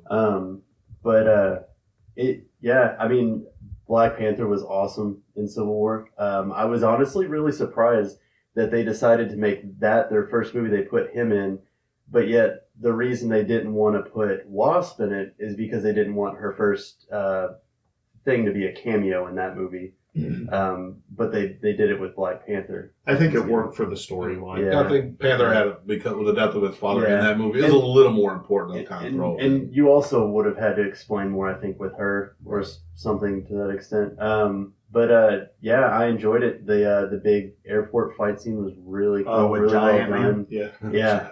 And Spider-Man's first appearance. Yeah, and that was it was all really cool, and it all wrapped up really well. And then the movies that preceded it with Black Panther and Spider-Man Homecoming, like it worked really well. It was really fluid because like a lot of times you're used to them introducing these characters, and then when they go to do their own movie, they backtrack to before they appeared in that. Right. So it was kind of cool to have them coming off of this film, so we already kind of have an idea of what they're going to be like. Right. And then we also got Bilbo Baggins in it, which was great. So he one of them, the first of the Tolkien white guys. I really had a lot of fun with that movie. Yes. You guys really did say a lot about it. Just a little note, it was a toss-up for Avengers or Civil War. I ended up just throwing Avengers on my list just because of how seminal of a movie it is within the Marvel Cinematic Universe. But Civil War was just like, that's like 2.5. You know, and I just didn't want to do two Avengers movies in the list, so I went and threw Ragnarok in there. Yeah. Fantastic film. That airport scene is what we wanted to see. And can I honestly just say, I love that they addressed it, especially with Hawkeye and Black Widow's fight, where they're like, you know, you're not really trying. Well, neither are you. Like, they know they have to fight, but they're not trying to kill each other. Right. Yeah, there still is that camaraderie. It's just that was a human touch. Yeah. Into a fight of gods, basically. And the little quips between Captain America and Spider-Man when they're talking about New York, Brooklyn. Yeah, great. And this, like I said, fun film. Zemo, definitely fly. Like, half the time I think about Civil War, I forget Zemo was even in that, to be honest. Mm-hmm. So, that's, like I said, Avengers 1 just niched out due to how seminal the film. Okay, so my second movie is Black Panther. This is it's a movie to me that doesn't follow the traditional MCU tropes that they have. And the rest of them are, the MacGuffin's missing, go find the MacGuffin, save the MacGuffin, and now you're, fight a little bit with each other, kill the villain, and go on about your day. Mm-hmm. Not the rest of them, but a good majority of them, to me, feel that way. They follow the same pattern over. This is one that doesn't. And even on a deeper thing, I think this movie had things to say, and it did it. And it said it in a way that people could hear it, people could see it, but it wasn't in your face, over the top, like we're shoving this down your throat. It was part of the story, but it wasn't the story, if that makes sense. And it was just a good superhero. Fight the bad guy, beat the bad guy, win, and reclaim your land. Yeah. I mean, it was just a good movie. I don't have any opinion on a movie that's changed since we did our Black Panther special, which if you haven't heard that, go back and find it on iTunes or Libsyn. You can reach out there. We reviewed that film. There's nothing that you just said that I don't hold to be true. I think it's not only a good superhero film, I think it's a good film. Yeah. I think it's going to stand the test of time. And, if you're listening to this and, by some weird, odd fate, you don't want to watch any of the Marvel movies, go watch that movie. It's fine. It's a lot of fun. It did more for female empowerment than I think Wonder Woman did. It did more for people of color in action film than I know that any other superhero film does. It's a show that, unlike some of the other super quote-unquote films that have been done in the comics or the Marvel Universe on television, anything else, it's a movie you can take your child to. It's a movie that you can take the youngest generation to go watch, and that it's going to, if that message connects with them, it's going to do great things for them. Also, Bald Michonne's a badass. There you go. So, what you think, Gary? Yeah. I mean, you guys are pretty much hitting it on the head. It was a really great movie. The villain aspect in it with Killmonger was such a deep cut, like really deep villain. It really came out to having something to prove. They had to get it out there and make their voices heard. Yeah. And it was really, really good, really solid, a lot of emotion in the movie and everything. Just really enjoyed it. Yeah. Absolutely. As I said, it may not be in my top 3, but it's a film worth mentioning. Did a lot of good. If we were doing top cinematic villains, Killmonger would be on the top. Yeah. 100%. Yeah. And my last one, guys, is Winter Soldier. And that shouldn't be a shock. Now, you say last one, you mean your first one. This is my number one. My last on my list, but my number one MCU movie is Winter Soldier. So you guys that know me know this. I'm not shy about talking about it. Again, it's another movie that doesn't fit into the typical MCU tropes. Yep. It's a spy movie that has superheroes in it, and it was done well. I can't. It's the one every time it's on. If it was on and I just finished watching it, I'd watch it again. I will watch it repeatedly, and I love the movie. I can't find really any faults in it. Even the cap falling from 30 stories and landing on a shield, but when you know that vibranium actually disperses kinetic energy, you understand how that happens. But just absolutely, it's my favorite of the movies. One of the best spy movies they've made in the past decade. Yeah. That's all I got.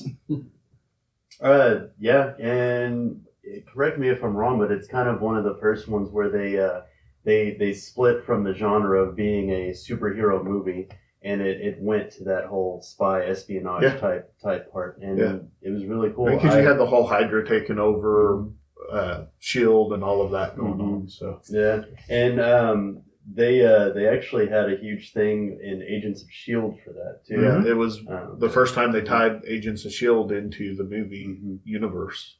Now, was it you had really strong opinions about Crossbones around that time? No. Was it not you? Okay. I forget who it was. Somebody in our group had lots of things to say about Crossbones. I wasn't sure if it was you or not. It wasn't me. Okay. Not sure. Yeah. What I'll say about the movie, I enjoyed it. It's definitely good. Definitely top 10. The detriment for me, and that's just personal taste, I don't like spy movies. Yeah, well, there you Yeah, go. I mean, So- that's kind of where I was. I'm just kind of like, I mean, they're fine, they're good. I get why people like them. It's just not my taste. Yeah. I'll But- watch it if it's on. Exactly. Like I don't. If you threw it on, Craig, I would not be mad. Yeah. Fight choreography, the knife fighting with Winter Soldier. It's a small scene where when he's battling a knife. As a fan of martial art movies and fight choreography, that was beautifully done, and I had not seen that in a Marvel movie. Yeah. So I give it all the accolades in the world just for my own personal taste. I'm not big into spy thrillers.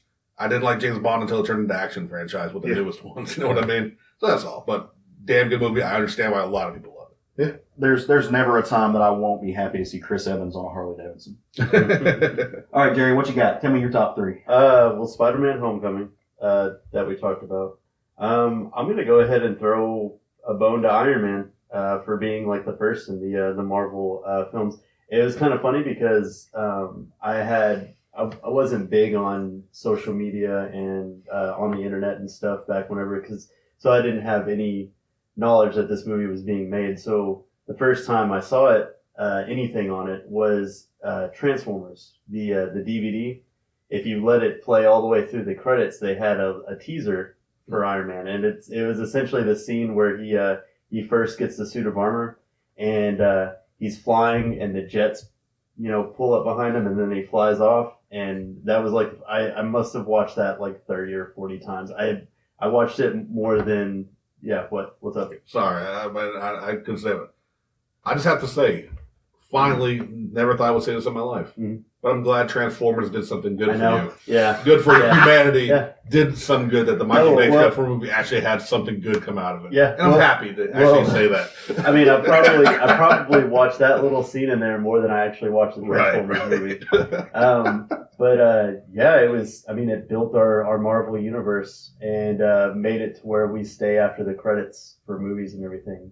And it was just really cool to see this stuff jump from the page onto here. I mean, I know it's not the first comic book movie, obviously, but they just, I felt like they really nailed it as far as starting up your own universe goes and everything. It was really cool. No, like absolutely what you just said. And granted, not the biggest Iron Man fan, but like I know the character, I know what he's all about. Mm-hmm. You said from the comics to the page, or from the comics to the screen, Mm-hmm. it nailed the feel of Iron Man. And like I said, it set a standard for what the rest of the Marvel Cinematic Universe was going to kind of base around. Mm-hmm. So yeah, I absolutely, like I said, seminal film. I'm just a big, like I said, the only reason Avengers copped it for me was that, I love the ensemble film. Mm-hmm. Yeah, Robert Downey Jr. is Tony Stark. Absolutely. I mean, they couldn't have cast it any better. And could you imagine the amount of pressure that was on this movie to succeed? Oh, yeah. I mean, they were building their entire universe off of this movie, so they nailed it. It's one of those rare occasions where art imitates life, imitating art. Yeah, right. They nailed the movie. They did everything right. There's really no complaints that I can come up with about that movie. None. I mean, it's just a good superhero movie. And they put enough Easter eggs and stuff in it to go off of, with like the whole Agent Coulson stuff throughout the movie that they didn't even touch on until the very end. Yeah, Really. Even if you don't know Iron Man, it was a good movie. Well, what I was going to say is Sean said it a while ago that he wasn't always the biggest Iron Man fan. You know what, Sean? Neither was anyone else besides maybe our good friend Dalton.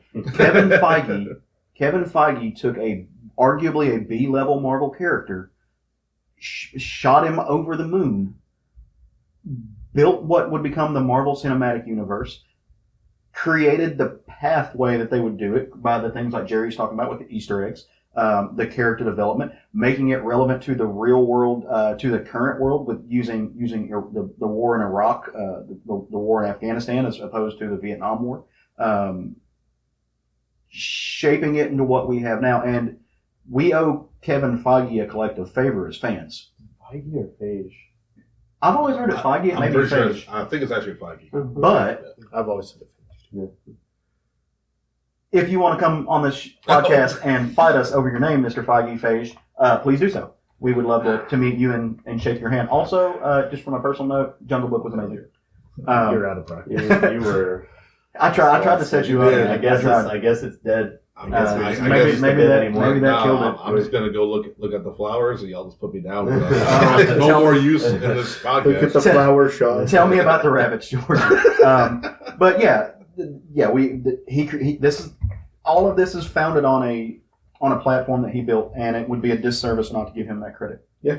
My last one, and I put these in no order at all, really. And I just kind of threw this one out here because I figured we'd be talking about a lot of Civil War and then Avengers and Winter Soldier and stuff. I put Ant-Man Really? for one of my top three. I really enjoyed it.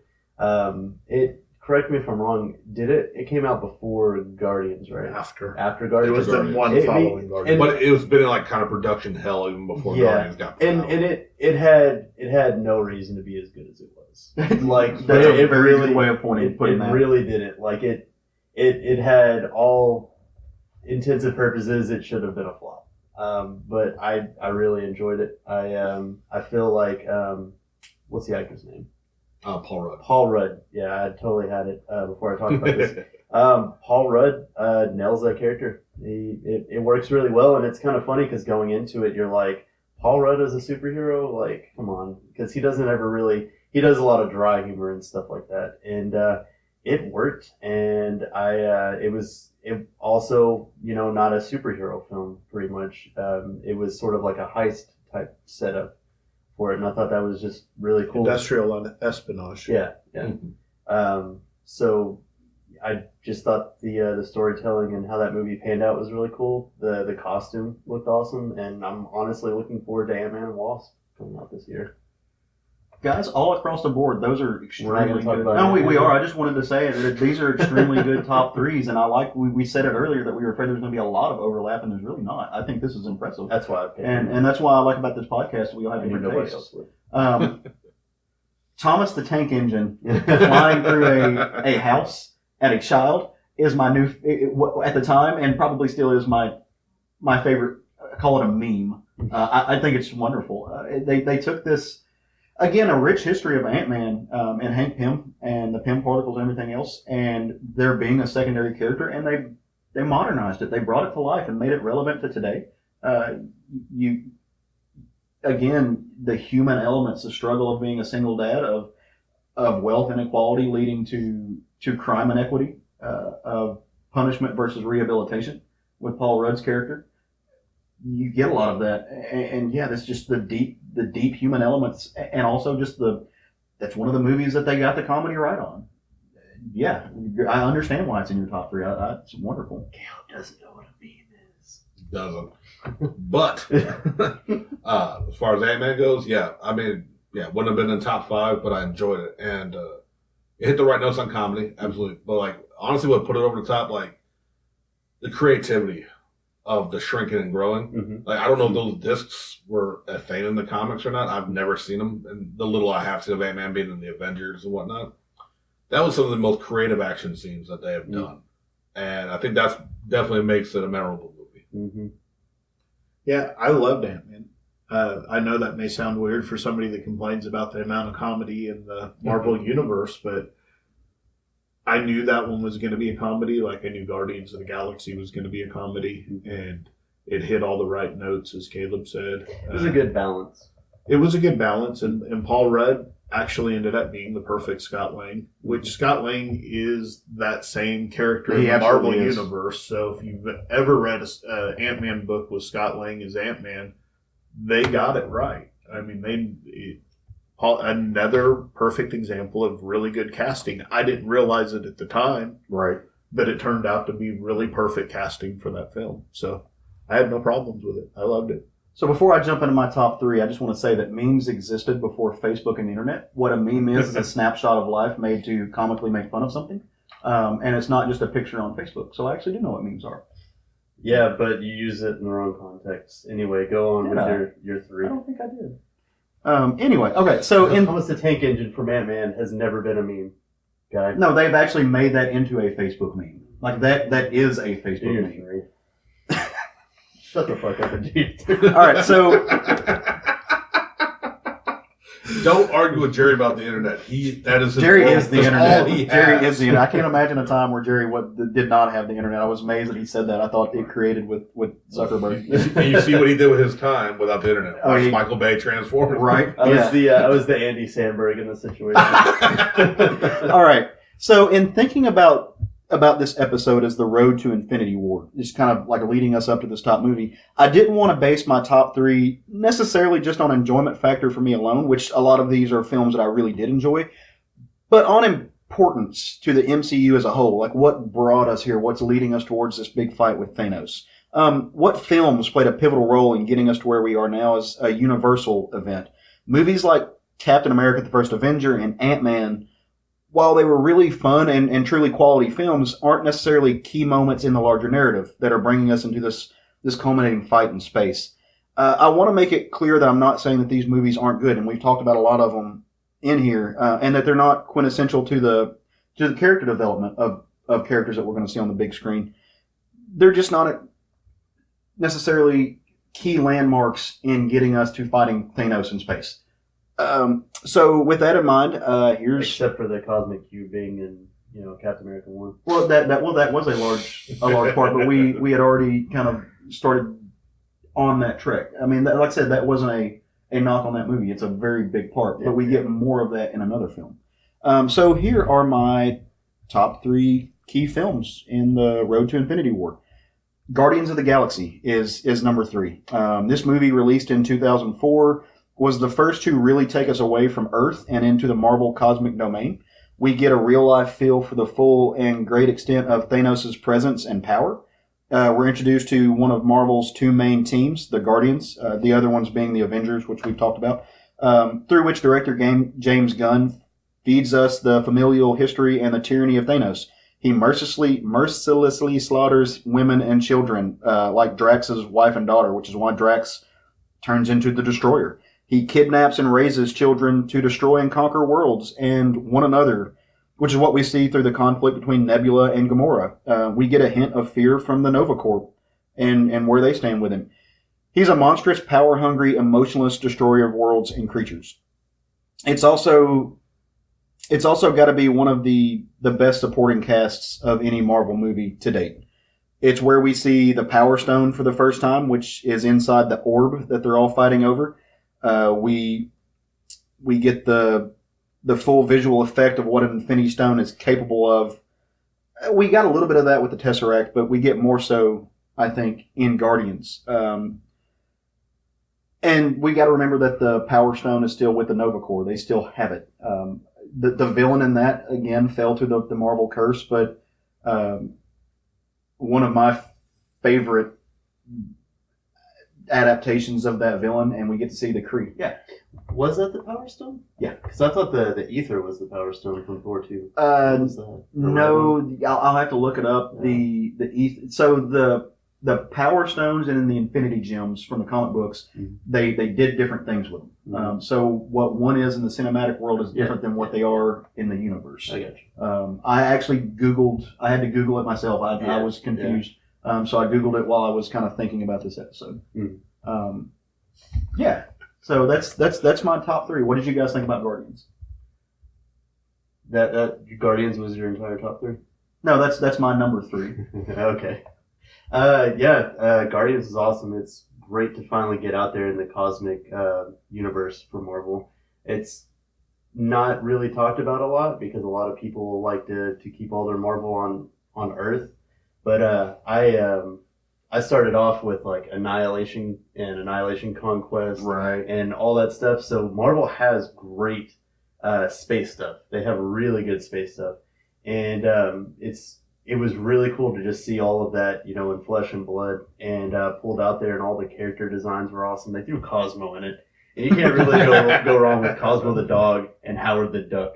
I mean, it was just kind of cool. And then they had the head of the Celestial. They even had the vision of the Celestials and everything. It was really badass.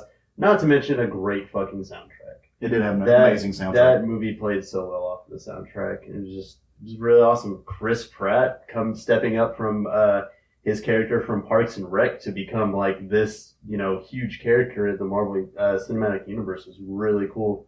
And it works. It works so well, and he plays a really great Star-Lord. Yeah. Everything Jerry said, from the soundtrack to the comedy. That's something you won't hear Sean say very often. I know, right? No, Jerry's right when he's right. When he's wrong, horribly wrong. But no, Guardians.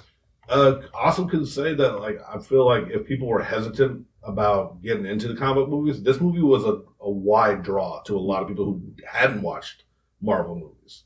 I think that actually there's some people who jumped in because of there's just the cuteness of, or not cuteness, Groot wasn't a child yet, but the Groot and Rocket and just the humor and soundtrack. I think that drew in a wide audience who weren't maybe even about the comics. I know I certainly didn't know anything about them. It's a great film. I think it's also has to be said, we have a variety of aliens in a team that even Star Wars isn't giving us. That's for Jerry. Because, I mean, from Gamora to Groot to Rocket, we have a variety of people who look different. Drax. The amount of time they had to put makeup on to Dave Bautista to become that. It's a great film. It's a fun film. If we had done top 5, it would have been my 5. Michael Rooker's character. Yeah, absolutely. Yeah, I mean, I love Guardians of the Galaxy. It's definitely in my top 5. It's one of them that the comedy really hit on, but I expected it once again going in because that's what you expect out of Guardians of the Galaxy. It's great as a standalone science fiction movie, It's well done. It's well put together. The design of the movie, the story, every part of it's just a good.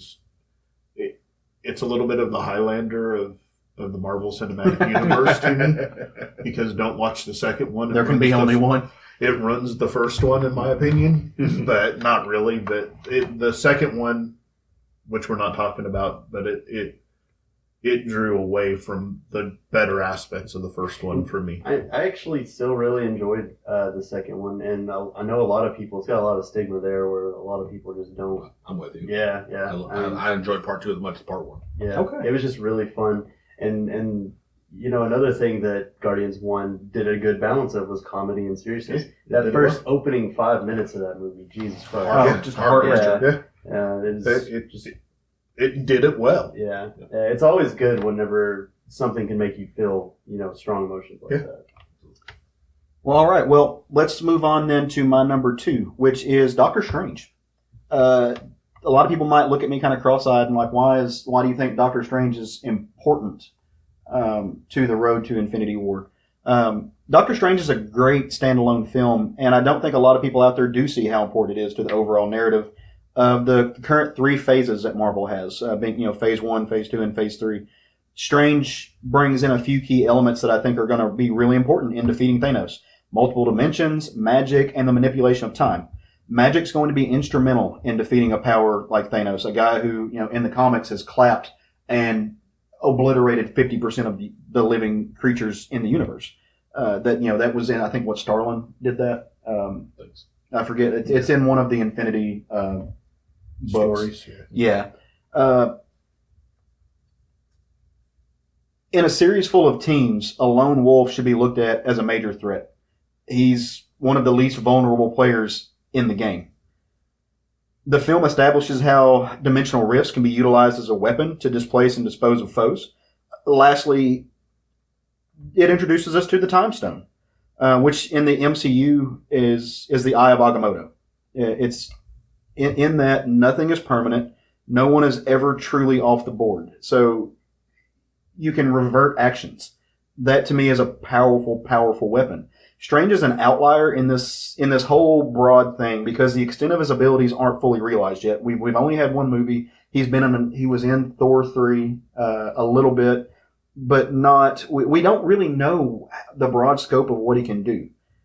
I think he's the sleeping dog in all of this. And also, again, having the time gem there really, really throws it into the importance of where we're at getting to there. And getting to this Infinity War, this Avengers 3. Can I go first on this one? Yeah. The fact that the Time Gem is the Eye of Agamotto is absolutely the only thing I hate about that movie. Really? Yeah. I don't care that the Time Gem was in the movie, but you took Doctor Strange's number one most powerful artifact that he has, and you turned it into an Infinity Gem. I thought the most powerful artifact he had was the hoary host of Hogarth. No, I'm just kidding. So, I mean, it may be. But you took one of his most powerful relics, his artifacts, and you turned it into an Infinity Gem. Mm-hmm. That was the one problem I had with that movie. The rest of it, I love that movie. And they could have had it be any of his other relics, and I would have been fine with it. But to me, what Doctor Strange is about magic, and you took it and you made his science, you made his magic science. You made it an Infinity Gem. You took it from the mystical to the cosmic level, basically. And to me, that just didn't work well. But I love the movie. That's funny because the same reasons it didn't work well for you are why it worked amazing for me. That's just interesting. I mean, that's part of our personalities. Yeah. So, anyways, that's what I had to say. I mean, yeah, it was a good movie. Cumberbatch actually nailed it. And that's kind of funny about so many of the cinematic universes is they'll announce a movie's being made, they'll announce the main character, and people are like, "Oh, bullshit! No, that's a terrible casting." And then they always just fucking wrong. Yeah, the actors always nail it. And Cumberbatch was awesome as Doctor Strange. If you have complaints about the MCU, the casting cannot be the complaint. Yeah, absolutely. And just the whole starting story of it. A lot of people will take it back to like Iron Man 1 and how it was pretty much a lot like that of a character having to recreate themselves as a person and just talk about suffering and stuff like that. And then that was another character that people had a lot of problems casting. And I understand that, like the race thing with the ancient one. Yeah. So yeah, that was a little odd, but that character served its purpose. It was there. It's not there anymore. It's gone. So, but And she's an amazing actress. how mad are you going to be whenever Thanos strips the time gem from him, and then he finds out that the Eye of Agamotto is nothing, and like the power was in him all along. It was friendship. Then I'll be okay. The power was friendship. The power was friendship and love. I'll be okay then. It will be really cool in Infinity War to see him on a team now. And since it was still this whole learning phase in that movie, it'll be really nice to see what he can really do. And we saw in Thor Ragnarok that he's basically mastering these powers. Yeah. The whole cape having sentience thing was kind of a neat little twist because it doesn't. You mean Carpet from Aladdin? Yes, Carpet from Aladdin. And just that whole section, like the house and everything, how they kept doing the Inception thing in the movie was really badass. Oh, it was done by the same guy who did Inception. Yeah, that's right. I completely forgot about that. How they transferred it to that movie was really cool. Some really gorgeous scenes. Yeah. And then the villains and everything in it were really cool. If we do a Doctor Strange 2, where are we going to go with it at that point? Because he's already fought like his big bad. You're assuming he survives Infinity War. That's true. But I don't think they're going to give him one movie and then kill him in the next one that he's in, per se. But, I don't know. Yeah. Y'all pretty much touched on everything. Visual spectacle, regret not seeing it in theaters, and probably one of the ones I would have seen in 3D. Yeah. Because it was a visual spectacle. Being said, sometimes I feel like I need to watch it again because it did not stick with me. Yeah. To be honest, that movie, I can't tell you a lot of what happened in that movie, even though I have watched it. So my opinion on the movie is if it had been Iron Man 1, if it had been the first one in the universe, it would stick with people as well as Iron Man 1 did. But the fact that it's Phase 4, 3, the end of Phase 3, and it's stuff that we've seen the same tropes before, it had a hard time sticking with people. That may be it. Also, I'm also very willing to acknowledge when I watch movies at home, sometimes little attention issues. So I want to give it another review because between Ragnarok and I'm sure his involvement in Infinity War, I need to give that movie another try because it's a character I don't know anything about. Maybe I should have focused more, or maybe it's still going to be true and it won't stick with me. All right. Well, great takes on all of that. So that brings me to my number one, and it's the film I deferred on, and the reason why I deferred on it because it is my number one film, and that's the Avengers. That's the original Avengers. Not only is this the film I consider to be the most important in the overall story of the MCU, it's also my favorite. It's a culmination of everything Kevin Feige started with Iron Man, and it's the real launchpad for the journey to Thanos. The Tesseract is the linchpin to making all of this work. Everything. The entire story from every movie. It's what links it all together. All the uniting fronts from the cinematic universe flow through the story of how Earth's mightiest heroes came together and around that little bitty cube. It really brought the collective of the Asgardian influence into focus for the films. It gave us our first glimpse of Corvus Glaive, who, as we said earlier, is one of Thanos' generals and is married to Proxima Midnight. It's the guy that Loki teamed up with. You don't see him a lot. You just get these little bits of him. He's the guy who Loki was teaming up with to supply the alien invasion of the Earth with Chitauri. It's that hooded figure that you see him talking to. That's Corvus Glaive. I did not realize that. Yeah, a lot of people don't know that. And before I've never heard of that character. He's a relatively new. I think Hickman actually invented that character. So yeah, he's not an old character at all, but he's a very, very powerful and important one. To some extent, it lets us know that there is a universe beyond Earth with sentient beings, the cosmic universe, and then after that, we got to go out into space with Guardians of the Galaxy. But it let us know that there was this broad, universal kind of appeal. All in all, it was our first team up. You get that moment that I still get goosebumps, and I've seen it a million times, of that circular shot that you were talking about, Sean, where the Avengers come together and you've got the Hulk just ripped, just screaming out. You've got Hawkeye launching arrow after arrow. You've got not Scarlet Witch. You've got Scarlett Johansson as the Black Widow being amazing. And one of the biggest faults of the MCU is that Scarlett Johansson has not had her own film. The Black Widow has not had her own film. That's one thing I hold against them, because she absolutely deserves it. And that would be an incredible, incredible movie. She is more than just a side character to Cap. I wish they would give her due. Sorry to No, break you're your good. momentum. You actually just reminded me of a point I wanted to make if anyone did bring up Civil War. I kind of forgot that. It did annoy me. Was Black Widow's role in that film? Like, look, she's not the night nurse just because she's one of the female. She doesn't have to be a romantic interest to every male lead in every movie. Yeah, that was I did not like that about Winter Soldier.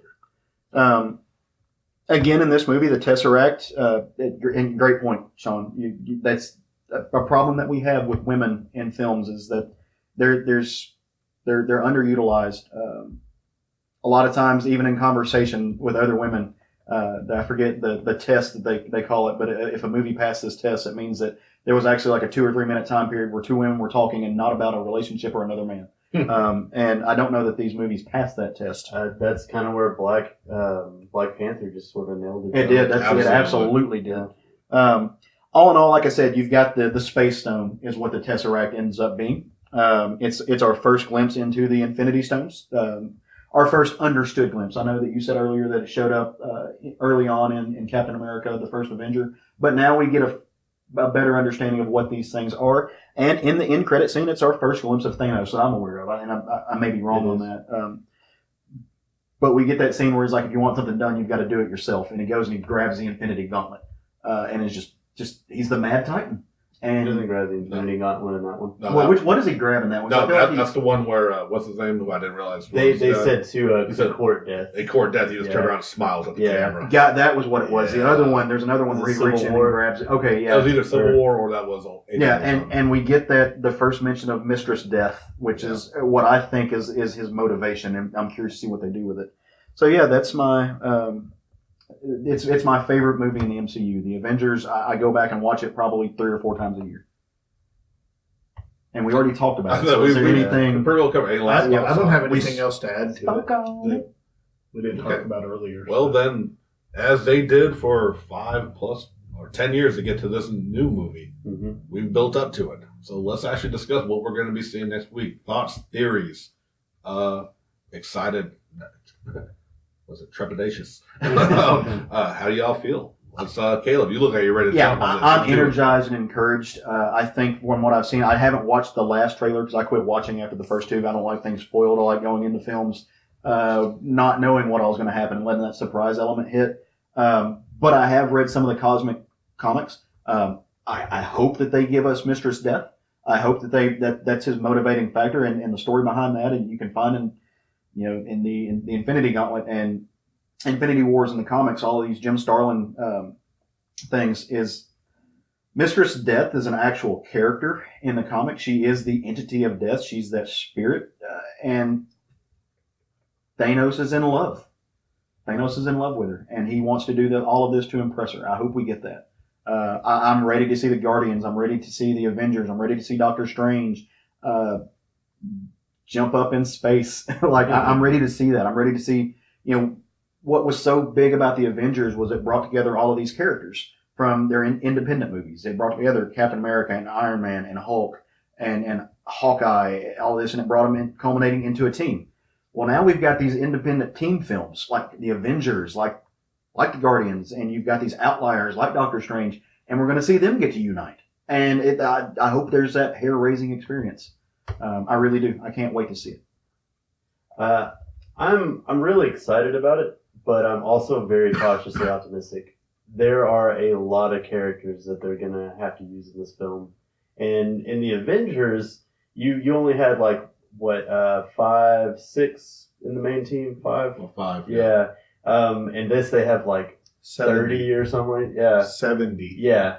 And I know they're making a part 2 and everything, but you're going to have to do a lot of work in this film to appease everybody. And it's just, it feels like it might be overcrowded. But I mean, regardless to say, it looks awesome. It looks like it's gonna be really cool, and they have a lot of hype. They have 10 years worth of hype, and however many movies we're up to at this point, to live up to for this movie. It's the culmination of everything they've worked on up to this point. Right. Your fears are definitely warranted. Mm-hmm. I have watched every trailer they've dropped because as I said, I love ensemble films, and this is just gonna be my porn. You know what I mean? Like this is gonna be amazing. I'm not going to the theater with you. Right. Oh, you are. Oh. You're sitting next to me. I mean, okay. I don't think, like I said, no one's ever gonna be 100% happy with anything they do.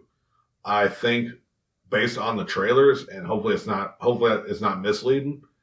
I think the way they're gonna get 70 people in there is cooperative attacks. They've already been showing them in the trailer. Like, if you don't want to spoil, I'm not going to talk in detail. They're showing them working together. And I think that's how everyone's going to get a little bit of their shine. We're not going to get, obviously Cap, Iron Man, the big ones are going to get their shine. My fear is that they're not going to go, in my opinion, this movie should end completely devastating. Mm-hmm. If you've read the original Infinity Gauntlet, Thanos killed every motherfucker. Mm-hmm. All of them. Casually. Wolverine and Hulk, especially in the 90s, they were the jam. This was Hulk when he was intelligent, as Hulk could speak clearly and think on his own. And this was Peter David Hulk. He did, yeah. They led the charge. The two arguably most powerful and most popular mutants were in the front lines charging Thanos, and he disintegrated them with ease. Mm-hmm. Hulk's not a mutant. You know. Heroes, whatever. There Characters, shut up, Gil. It's a meme. It's a meme, You would right? understand. I want that.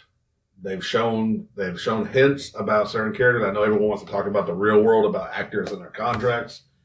I want all that. I think this should be the Empire Strikes Back. Yep, that's the Marvel illusion I was Cinematic going to make. Universe. It needs to be devastation and then a raise in the second. And I think you're right. I think we're going to get that because we know that we're getting an Infinity War Part 2. Yeah, in a few years. Yeah. So, but basically, I'm hyped because we're getting everyone together. The whole gang's coming together, and it's going to be. Now, you mentioned about going into space. Unless I'm mistaken, though, most of this movie looks like it's taking place on Earth. Mm-hmm. Now, maybe part 2 they're going to space because, like, I know you haven't already watched trailers, but judging by the Wakanda army that's fighting Thanos' army, it all looks. I'm guessing it's in Wakanda. I'd seen some clips of the Guardians part in it. Like I think so. I thought there was a space element, and I did very well. Like I said, I quit watching the trailers. Right, and there is that, but there's a Wakanda army. There's a Wakanda army. Yeah, so like wait, rhino battle rhinos. Didn't see the rhinos. Saw them all the shows. They motherfucking better. They're also going to have to explain that ending of Thor, that Thor 3. Yeah, when the ship. I think they're going to address that because I mean, I'm sorry if I'm going to say too much. One of the first trailers I think was in there. They showed like Thor crashing into the Guardian ship, into the Milano. So, like, I think it ends very bad at the end of Ragnarok. I think something goes terrible because I believe Loki has was it the Tesseract that was in the thing? I think he has it on him, and they know. Bring the pain, and he didn't lose his eye in Thor, right? That I can remember. I've only seen it once. Because he's Thor. He lost his eye. He lost his eye. In Ragnarok? You're probably remembering the trailers that showed him like with his lightning power without the hammer, showing both eyes. They digitally put in a second eye to make sure no one got spoiled on him losing an eye. Yeah. So you might be remembering like the trailer with him. Well, I just couldn't remember how he lost it. He did. Hella cut his eye. Okay, all right. Hella cut his eye. So yes, hype. There is that caution, but I have a very good feeling. I'm expecting to see a massive death of most of the Marvel Cinematic Universe heroes. And I'm expecting to see chaos. And I'm expecting that at the end of it, Warlord and Captain Marvel are going to show up. Ooh. And that's going to be how it's going to lead into the next movie. We also have, Adam Warlock. Yeah, that's Warlock because he is actually, later in the comics, is the protector of the Infinity Gems. Mm-hmm. So I have a feeling with the setup from the end of Guardians 2, that's what we're going to get to end it. And that's just this is just speculation. I hope you're right, and I hope there's misleading information given from the studios, because they said that like Warlock was supposed to be in Guardians 2, but they felt Ego was enough. Yeah. And they're saving him for Guardians 3. I hope that's a mislead. Well, and you're right. I mean, wasn't that Adam Warlock at the end of Guardians 2? And that's what I mean. Like, that's why, but the talk backstage talk about the movie production, they were saving him for Guardians 3, and he wasn't going to be involved. I hope that's a mislead because I hope you're right. It's going to be hard to have an Infinity story without Adam Warlock. I agree. So that's what I'm thinking that's what we're going to have, because yes, if you remember though, Empire Strikes Back ends with this positive feeling. Yes, they got their butts kicked, but there was still hope. Absolutely. So you've got two of the most powerful heroes out there that haven't been introduced yet in Captain Marvel and in Adam Warlock. So I'm feeling like that's going to be the hope that leads to the next. So that brings me to the last question that I had that I wanted to kind of wrap up our speculation and our road to the Infinity War. Are there Marvel characters, and if so, what Marvel character have they not put in the films that we haven't seen yet that you think that they should, or that you would just in generally like to? I mean, Beta Ray Bill. Beta Ray Bill? Absolutely. I've actually got a few, and one that just popped to mind that I've been expecting to see, and like I said, based on what I know about like what they've stated about backstage, and stuff can always change. Like, for just to jump on that, the new idea I had is like you talk about Hope. We've got the Nova Corps. I want Nova to show up. There you go. Nova would be perfect with them. And for just pure fanboying out, when they start us, gathering the armies, even if it's in part 2, to rebuild an army maybe at the end after part 1. I want fucking She-Hulk to show up. And for the fun and diversity, Moon Girl and Devil Dinosaur, the smartest fucking girl on the planet. Right on. So I know we have him in the television universe, but Daredevil really needs to make an appearance in the Marvel Cinematic Oh, dude, how about Universe. just the Netflix people show up for the fucking battle? I mean, in that would general. be- But Daredevil, absolutely. I mean, if you had all of, they always reference that stuff, Right. but it makes no sense if it's happening on Earth that these people would not be involved in helping protect it. So bring the Netflix people into the it. Defenders. It would be really cool, like even if they didn't throw them in, because that would be way too many characters. If they did a Netflix special that was Infinity War and it brought in all the Netflix. That would be, or if nothing else, I'd be happy if during that war, because they can't all be focused in that one area. We just cut suddenly to Brooklyn and the Defenders are fighting off some of Thanos' little random monsters. it's just Jessica Jones hitting somebody with a beer bottle. Yeah. That's a nod. I would to also that. like to see Captain Britain make an appearance in the Marvel Cinematic. Excalibur. Yeah, He's Blood one of my Diamond. favorite characters, and he never gets any love. You are right, Um, sir. Hercules. Would be cool. I want to see Hercules Hercules is one of mine. eventually. My thing with Hercules is I don't think they're going to do him because they Content. shy away from the mythological gods. Yeah. And I don't know how you could do Hercules and not. Same way they've done Thor. They're gonna make him a space god. Yeah. Aliens that are treated as gods with technology. And then what I really want to see a future movie of, I want a Young Avengers movie. You and me both. Absolutely. Yeah. You and me both. So that's my. I had Good Moon Knight picks. on there as well, but I So figure he'll end up on Netflix at some point. I think so, and I hope so. I want to second you on the Young Avengers thing. Wiccan and Hulkling are two of my favorite characters. I would love to see them. I would love to see Simon Williams Wonder Man in this. He is also a long-running Avengers character. Kurt Busiek and George Perez did some pretty amazing things with him. I'd love to see Quasar in this, especially strong black female protagonist Quasar with her space afro. Was that was There's a new Quasar? No, that was around Annihilation. I only know the blonde hair, blue eye. Oh no, yeah, this dude. is a I didn't know totally there was different. other He's the one dating Moondragon, right? Yeah, and she Oh. was she's a Cajun. She's from down in New Orleans. Really, really fun character. You look her up. She's, Wasn't aware of her. yeah, she's. I'm if I'm not wrong, I may be misnaming her. I think it's Quasar. But yeah, I'd love to see Hercules. And I know that they don't have the rights to it. I know that it's functionally impossible for the studios to put them in there. I would love to see Gladiator. I would love to see the Shi'ar Yes. Empire come into there. Gladiator plays a large cosmic role. And that's my characters. I would love to see those guys in there. Wonder Man, Gladiator, and Quasar. Good picks. Well, so guys, all around, that was a lot of fun. Just Sure. and I went first. Yeah, he had Beta Ray Oh, Bill. man, that's what you just dropped Beta Ray Bill. Yeah. Like, we all had like multiple like. That's all we character skipped cares Jerry? about. Yeah. No, just Beta. That's it. There's nobody else. I mean, there are plenty of characters, Avengers Initiative characters. All those were awesome that they just kind of introduced and didn't really. They're do just You know out what? there around And- the world. Yeah. Sorry, I had an off thought that we listed with the war coming to Earth and everything, like destroying it. What villains should be showing up in this fight? Loki will Nope. definitely be. Well, you know what I mean, but like none of us listed a villain. At least as far as I can remember, Gladiator, iffy, I guess he kind of. Yeah. But I mean, like what about the villains? Like, how about just that? And I know none of them are alive in the Marvel fucking cinematic universe. But we're not just tonight. If nothing else, I did that. We actually see some villains helping fight. I mean, if you do, I hope it's Wilson Fisk trying to take over New York because they're all distracted. I mean that because that's what they would be doing. Yeah, but just an idea, like, hey, what if they debut some new villains just helping fight? Then they should debut Doom. Come in with Doom bots. Ooh, that would be sick. It wouldn't Mole happen. Man. I'm serious. Yeah. Like we're talking about, the Fox Marvel murder and stuff like that. And people have always said, how do you make Fantastic Four cool? My personal opinion is you make a horror film in the vein of something like The Descent or The Cave, and you do Mole Man with the Fantastic Four. Yeah, that'd be. And that's how you make Be Fantastic interesting. Four work cinematically. But yeah, also Jocasta for me, she's kind of like Ultron. She was actually made by Ultron to be his wife.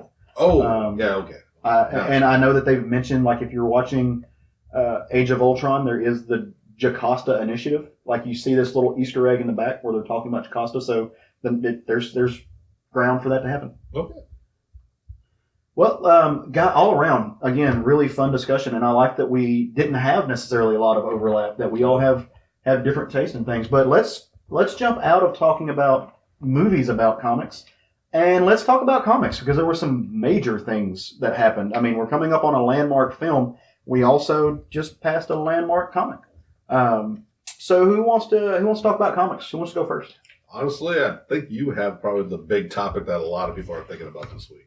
Okay. Well, if you're okay with that, I'll jump in. So this is one of those situations to where the subject matter I felt was so important that I didn't want to just wing it and trip over my own words.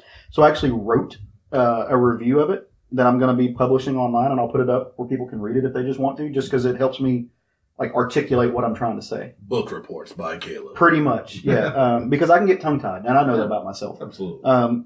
So the book I'm going to talk about this week is the same book that I talked about last week as part of our Getting Ahead of Ourselves, and it's Action Comics 1000. It's an 80-page giant anthology for the kind of way too much price of $7.99, excuse me, not $70. That's the hardcover. $7.99, $8 for this comic, but it is 80 pages, so you're paying about $1 for every 10 pages. Marvel would charge 10 for it, so Probably, and I'd pay for it because it'd be better. Oh. Just kidding, shots fired. So it is an anthology, which means it's a collection of works. It's a collection of short stories from different creators, and there's all of them were a lot of fun. All of them were worth reading. There was 3 that I really thought were important. So I kind of read those and wrote about those for this. The first one being a story called From the City That Has Everything. It's written and drawn by Dan Jurgens and inked by Norm Ratmond. Colors by a guy who goes by Hi-Fi, or a company that goes by Hi-Fi. I'm not sure how they do that. Some people, have names that are weird. But the final words in Dan Jurgens' long and celebrated run on Action Comics are, and I'm quoting, "And that's what makes him Superman." And that speaks to the heart of what he's done with this story and what is run, with his whole run. Metropolis is celebrating Superman Day. Speakers are reflecting on acts of personal heroics, the way that the Man of Steel has touched their personal lives at the street level, and most importantly, there is a message about criminal rehabilitation and never giving up on people, and mostly hope. Clark, of course, is late to this because he's off the planet fighting an alien invasion force, while Lois and his son John, who is Superboy, they wait around impatiently for him to show up and greet the crowd. By the end of the story, we learn that Superman's friends, his fellow superheroes in the DC universe, members of the Justice League, members of the Titans, and beyond, have teamed up to work overtime and to handle things so that Superman and the people of Metropolis can have their moment. Hope and friendship. That's what makes him Superman. If you know Dan Jurgen, then you know his art. He's got a clean and classic style that holds up to the true nostalgic feel of the 80 years worth of Superman, but doesn't feel dated. It doesn't feel stale. I do think that some of his emotions may have been getting the better of him as he finished drawing this last story.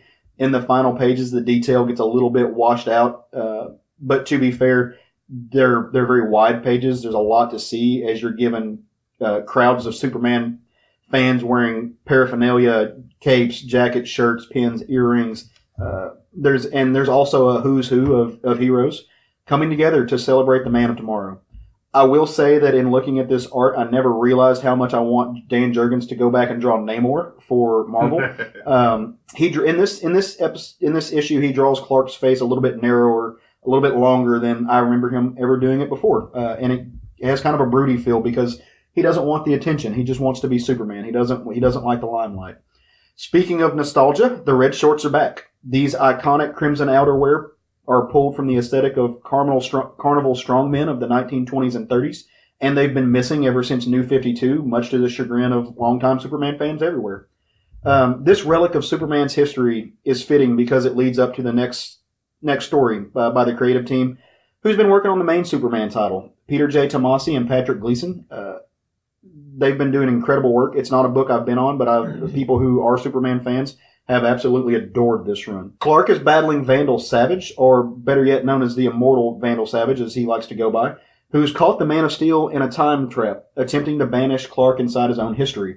What this serves to do in the story is parade readers through a visual history of Superman from his inception, when Siegel and Schuster were still ironing out the wrinkles of who he was and who he was going to be and what powers he possessed, to the present, where his character has been long codified. We get gorgeously drawn visual references to the evolution of Superman's look, and we are dropped into moments of some of his most iconic and memorable battles. Many of his greatest foes make short appearances. There's a reference to Kingdom Come in there that I know Sean would really dig. It's basically a ticker tape parade of the characters and long and rich history of Superman. Interestingly enough, they leave out any of the New 52 persona of him, which I think is a mistake, actually. And even though I didn't like that character, in a story where the main message is those who forget their past are doomed to repeat it. That's not this Superman, though. That's not this Superman, but it it's was still a different. It was a different being. It's still an element of Superman, though. So arguably, so is the Kingdom Come Superman, Yeah, but they stuck it in there. I think it's in a story whose main message is that people who forget their past are doomed to repeat it. Mm-hmm. It's a mistake to leave out New 52 Superman. Also, love Aaron Tudor's artwork on that, and that's just mainly because he's my friend and I like him. Hey, Aaron. The final story I want to dig into is called The Truth. It's the last story in this anthology, and for the past 2 months, if you opened up any DC comic, you would inevitably see a giant double-page spread screaming out at you, "Bendis is coming," which I've joked on here before by saying I'm not sure if it's an advertisement or a warning, and honestly, I'm still not sure. Where the other stories had an underlying message relating back to the theme of truth, justice, and the American way, Bendis' story felt more guarded, giving us just a taste of what we can expect to see in his upcoming Man of Steel 6-issue miniseries that's going to be coming in, I think, the last week of July, or last week of May 30th is when that's due to come out. And it harkens back to the legendary John Byrne series of the same name. Bendis introduces us to a new villain, Rogol Zar, who is a hyper-powered, kind of doomsday-style villain who claims to have purged the universe of the Kryptonian blight, saving Superman for his last kill. Despite simply gorgeous art by Jim Lee and what I thought were hilarious jokes regarding the red shorts and sex appeal of Superman, the story fell really flat. Not because it wasn't entertaining, but because it was simply a preview, an advertisement feeding into future work, which is largely overshadowed by the heart and history of the other stories. I would have really liked to have seen Bendis just do an all-encompassed, fully fleshed out short story, giving us a taste of what's to come and proving to the audience that he truly knows the character. Those of you who know me know I'm not the world's biggest fan of Superman. He's not a character that I tend to follow the way I do Batman or the Hulk. However, this book speaks to me in a language of history and importance. Not only is this a celebration of one of comics' largest and most popular figures, it's an encyclopedia of some of the most talented and important creative figures in comics over the last 50 years, which to me makes the daunting $8 price tag go down a little bit easier. If art by Jim Lee isn't enough to pique your interest, we get a story by the legendary Louise Wheezy Simonson, who is a pillar of comics. We also get a pinup by her equally famed and talented husband, Walt. You get stories by the likes of Marv Wolfman and Jeff Johns and Paul Dean. You get stunning art by some of the most stylized names ever printed, like Jerry Ordway, Jose Luis Garcia Lopez, and John Cassidy. You get current stars like Tom King and Scott Snyder, Oliver Coipel, Raphael Albuquerque, Clay Mann. The book is just a powerhouse of DC creatives that even someone who isn't doe-eyed over DC's Boy Scout can appreciate and enjoy. And the great thing about anthologies is that even if you're not entertained by one of the stories, there's most likely, and in this case there absolutely is, other stories that will strike a chord with you. To me, this is a fitting and wonderful way to celebrate Clark Kent's 80th birthday and to launch us into another 1,000 issues of Action Comics. I highly recommend it. Very nice. And that's my book of the week. I don't have much else to say other than that. I agree with your take on the Bendis story. Okay. Yeah, 100%. I would have been better off having a short story than having a lead into a book that's a couple of months from coming out. But overall, it is what it is. It's a anniversary anthology book that gives you some history of Superman and what the future may hold.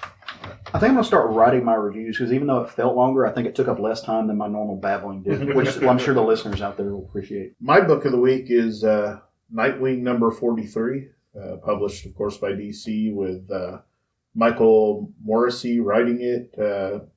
Minkyu Jung is the artist, and Felipe Sombrero is the colorist. And I probably murdered all three of their names, so... If you got a problem with the way he said any of your names, feel free to come on this podcast and fight us about it. There's my Sean. Yeah. So this book is a one-shot that's taking place because the previous creative team ended their story, and the new creative team doesn't start till the next issue. So it's a one-shot book, and it's a team-up book with Dick Grayson, Damian Wayne, and Arsenal. Roy Harper. So anybody that has listened to the show knows that not my favorite, but one of my favorite runs on Batman was when Dick Grayson was Batman and he was mentoring Damian. They still have that great chemistry. Dick's just trying to take a night off. He wants to just binge watch some Netflix. I hate it when Dick takes a night off. He's just wanting to I'm sorry. binge watch some Netflix, and he gets a phone call and it's Damian, and he goes, I don't need to answer this because it'll ruin my night off. And against his better judgment, he answers it. Damian's got crap going on in Gotham, needs his help. He says no, that he's got other stuff going on. In the meantime, he starts getting texts from Arsenal that he needs his help in Gotham as well. So he just gives up on his night off. He goes to Gotham, doesn't tell either one of them that they're both going to be teamed up with him. They show up. They're both mad. The interaction between Damian and Dick is always good, and it's just as good in this issue as it's ever been. And then Damian having to team up with Arsenal and his antics, you can imagine how Damian's personality goes completely against Arsenal. So it's just a good, fun story. And it turns out that they both are on the same mission. They just don't know it. So if you've never read a Nightwing book before, you can pick this one up and read it and not feel out of place. And it's a good starting point because it gives you some background between Damian and Dick. One of the funniest lines in it is it's really Dick talking to him as himself. And he's like, he's like a little brother to me, but he's the little brother that could kill me with a piece of paper. So it's just a good, fun book. It was one that I had a hard time deciding this week, quite honestly. When I got to Nightwing and I read it, and I thought, that's just a good, fun book. And it's something that anybody can pick up and read and enjoy, whether you're a Nightwing fan or not. And if you've never read Nightwing before, it's a good place to jump on and read. I actually had two things on that. I haven't read it, but I would be interested if you wanted to let me borrow it. Yeah. But I don't know if a lot of the Rebirth titles have been doing this, but their little one-off stories have been really cool. Yeah. One of the ones that I really like, and I'm not reading Deathstroke at all, I think it was like number 19, and it was a little story with the Creeper. And it was just really cool, really well done little one shot that they did. Yeah. Another thing I wanted to ask, what's Arsenal's costume look like these days? It's the same one he had in where it's all red and he's got the hat on backwards and the shooter glasses. They actually Frat boy Hawkeye. They actually did a throwback to that in Arrow, which I know nobody's watching anymore. But Colton Haynes has come back and he's like season regular again, and he actually donned the hat with the costume. And I think lately, Caleb just had emotions in his tingly places. That was the best description of someone getting a boner I've heard in a long time. I love that. But yeah, I thought that was a kind of cool little nod that they did. So yeah, really. I'll let you read it for sure. Yeah, for sure. You're on a roll, Jerry. Keep going. So I actually just now picked up my comics from last week as well as this week's. That's why you didn't get a Thanos telling. I will say that Thanos Wins ended last week. I had no complaints over how it ended. I really enjoyed the story overall, and it was really great. I think they have an annual coming out next week, but that's stuff to talk about later. My book for this week, though, is the new Black Hammer Age of Doom. Mm-hmm. And I'm still on the fence about what we're doing on this, if this is the start of a new storyline. It looks how it's going to be because it picks up at the end of the last storyline where they ended with Black Hammer's daughter, Lucy, picking up the hammer and gaining all of her memories. If you don't know, these people were at one time superheroes. They got into a fight with a villain called the Anti-God, and they all seemingly just disappeared. Lucy Weaver, whose father was the Black Hammer, which is the title of the book, she's been like an investigative journalist, and she will not give up looking for these. She doesn't believe that they're dead or anything. In the last story arc, she ends up finding the farm. She pretty much finds out that there's something weird. She goes to the library. All of the history books in the library are blank, and she's going to take that information to him, and one of the characters, Madame Dragonfly, essentially erases her memory. So she can't remember why she's there, and she's essentially, she doesn't remember how she got there or anything. And when she's finally giving up hope, she goes to kind of converse with the hammer that her father left whenever he touched the force field and died. And she is worthy of it, Thor Mjolnir. And she becomes the new Black Hammer, gains all of her memories back. And the last page literally ended up with her showing up in front of everybody as Black Hammer and saying, "I remember everything." And then that's where it cut out. This issue picks up with her as Black Hammer, and she's telling him that she remembers everything. And when she pops up, it's Abraham, Barbalian, and what was the Golden Gill. And they're like, what happened? Well, then at that point, was it Madame Dragonfly and Colonel Weird pop up? We know Colonel Weird got rid of Talkie-Walkie for some reason. So right before she's about to explain everything to her, she blips out of existence. And Golden Gill goes crazy and screams. Colonel Weird is like, no, this isn't the way it's supposed to happen. We all, as readers, know that it was something that Madame Dragonfly probably did. So they're like, okay, well, she obviously found something out. We need to go back through and think about the last things that she talked about so we can figure out, how we got here. This is the first lead we've had in years because they've been there for decades, right?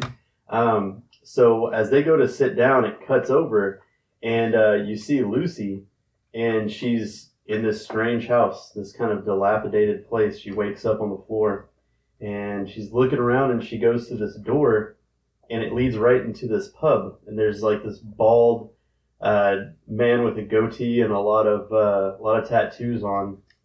And do you know who that is by any chance? No, I know he's a musical reference, right? Yeah, it's Kerry King from Slayer. Okay, well, he goes by the name Lonnie James. Yep. Is that a reference too? No, I don't. I'm not sure on that, but just the tattoos and the tattoo on his head. What was the name? It's Kerry King from Slayer. Lonnie James. I'll say I kind of sound like Ronnie James Dio, but maybe a slight nod. I don't know. Yeah. Well, he's basically telling her like, "Oh, you're late," and she's asking where this is, what it is, and he doesn't really give any explanations. He just says it's the anteroom, the dodgiest pub in all of existence, and it's a meeting place of sorts. And she's like, "Oh, meeting place for what?" And he says, "See for yourself." She turns around, and all these really fucking creepy characters are walking through the door. They look like old villains. You've got a Hellboy-looking guy sitting here in the background, and a Red Skull-looking dude, and it's pretty creepy.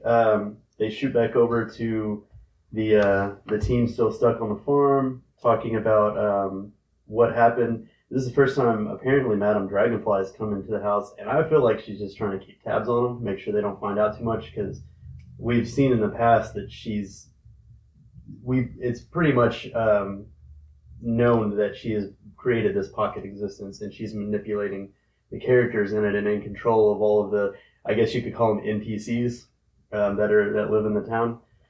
So they come to they basically get to the conclusion of like, well, she went to the library and she was talking about the history books that are being blank. So they have kind of a lead.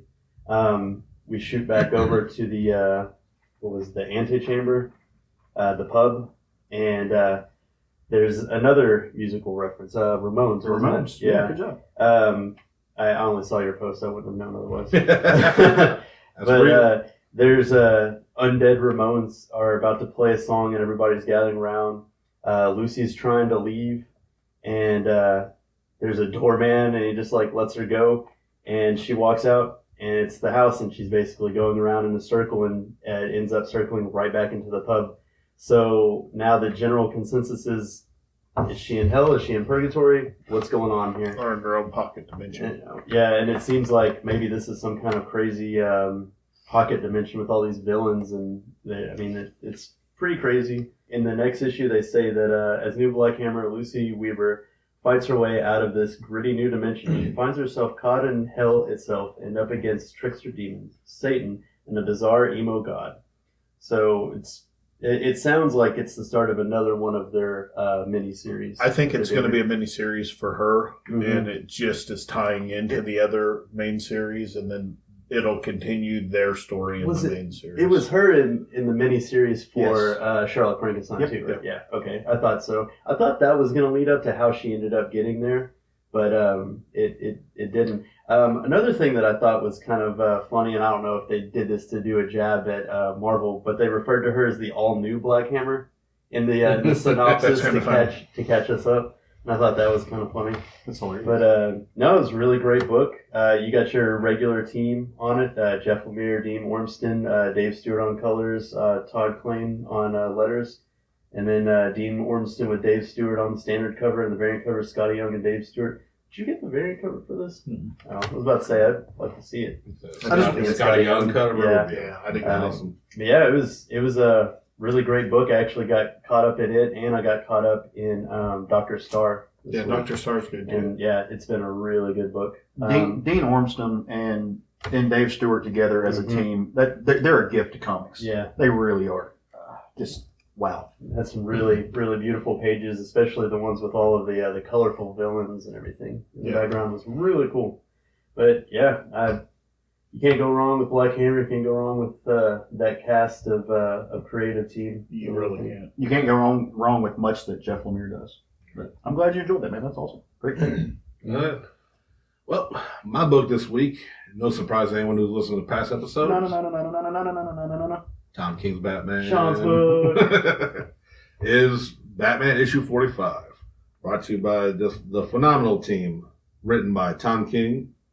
Art is Tony S. Daniel. And ink and done by John Livesey. Livesey? Well, I said your name wrong, so you know you can come fight me about it anytime you'd like to come on this podcast.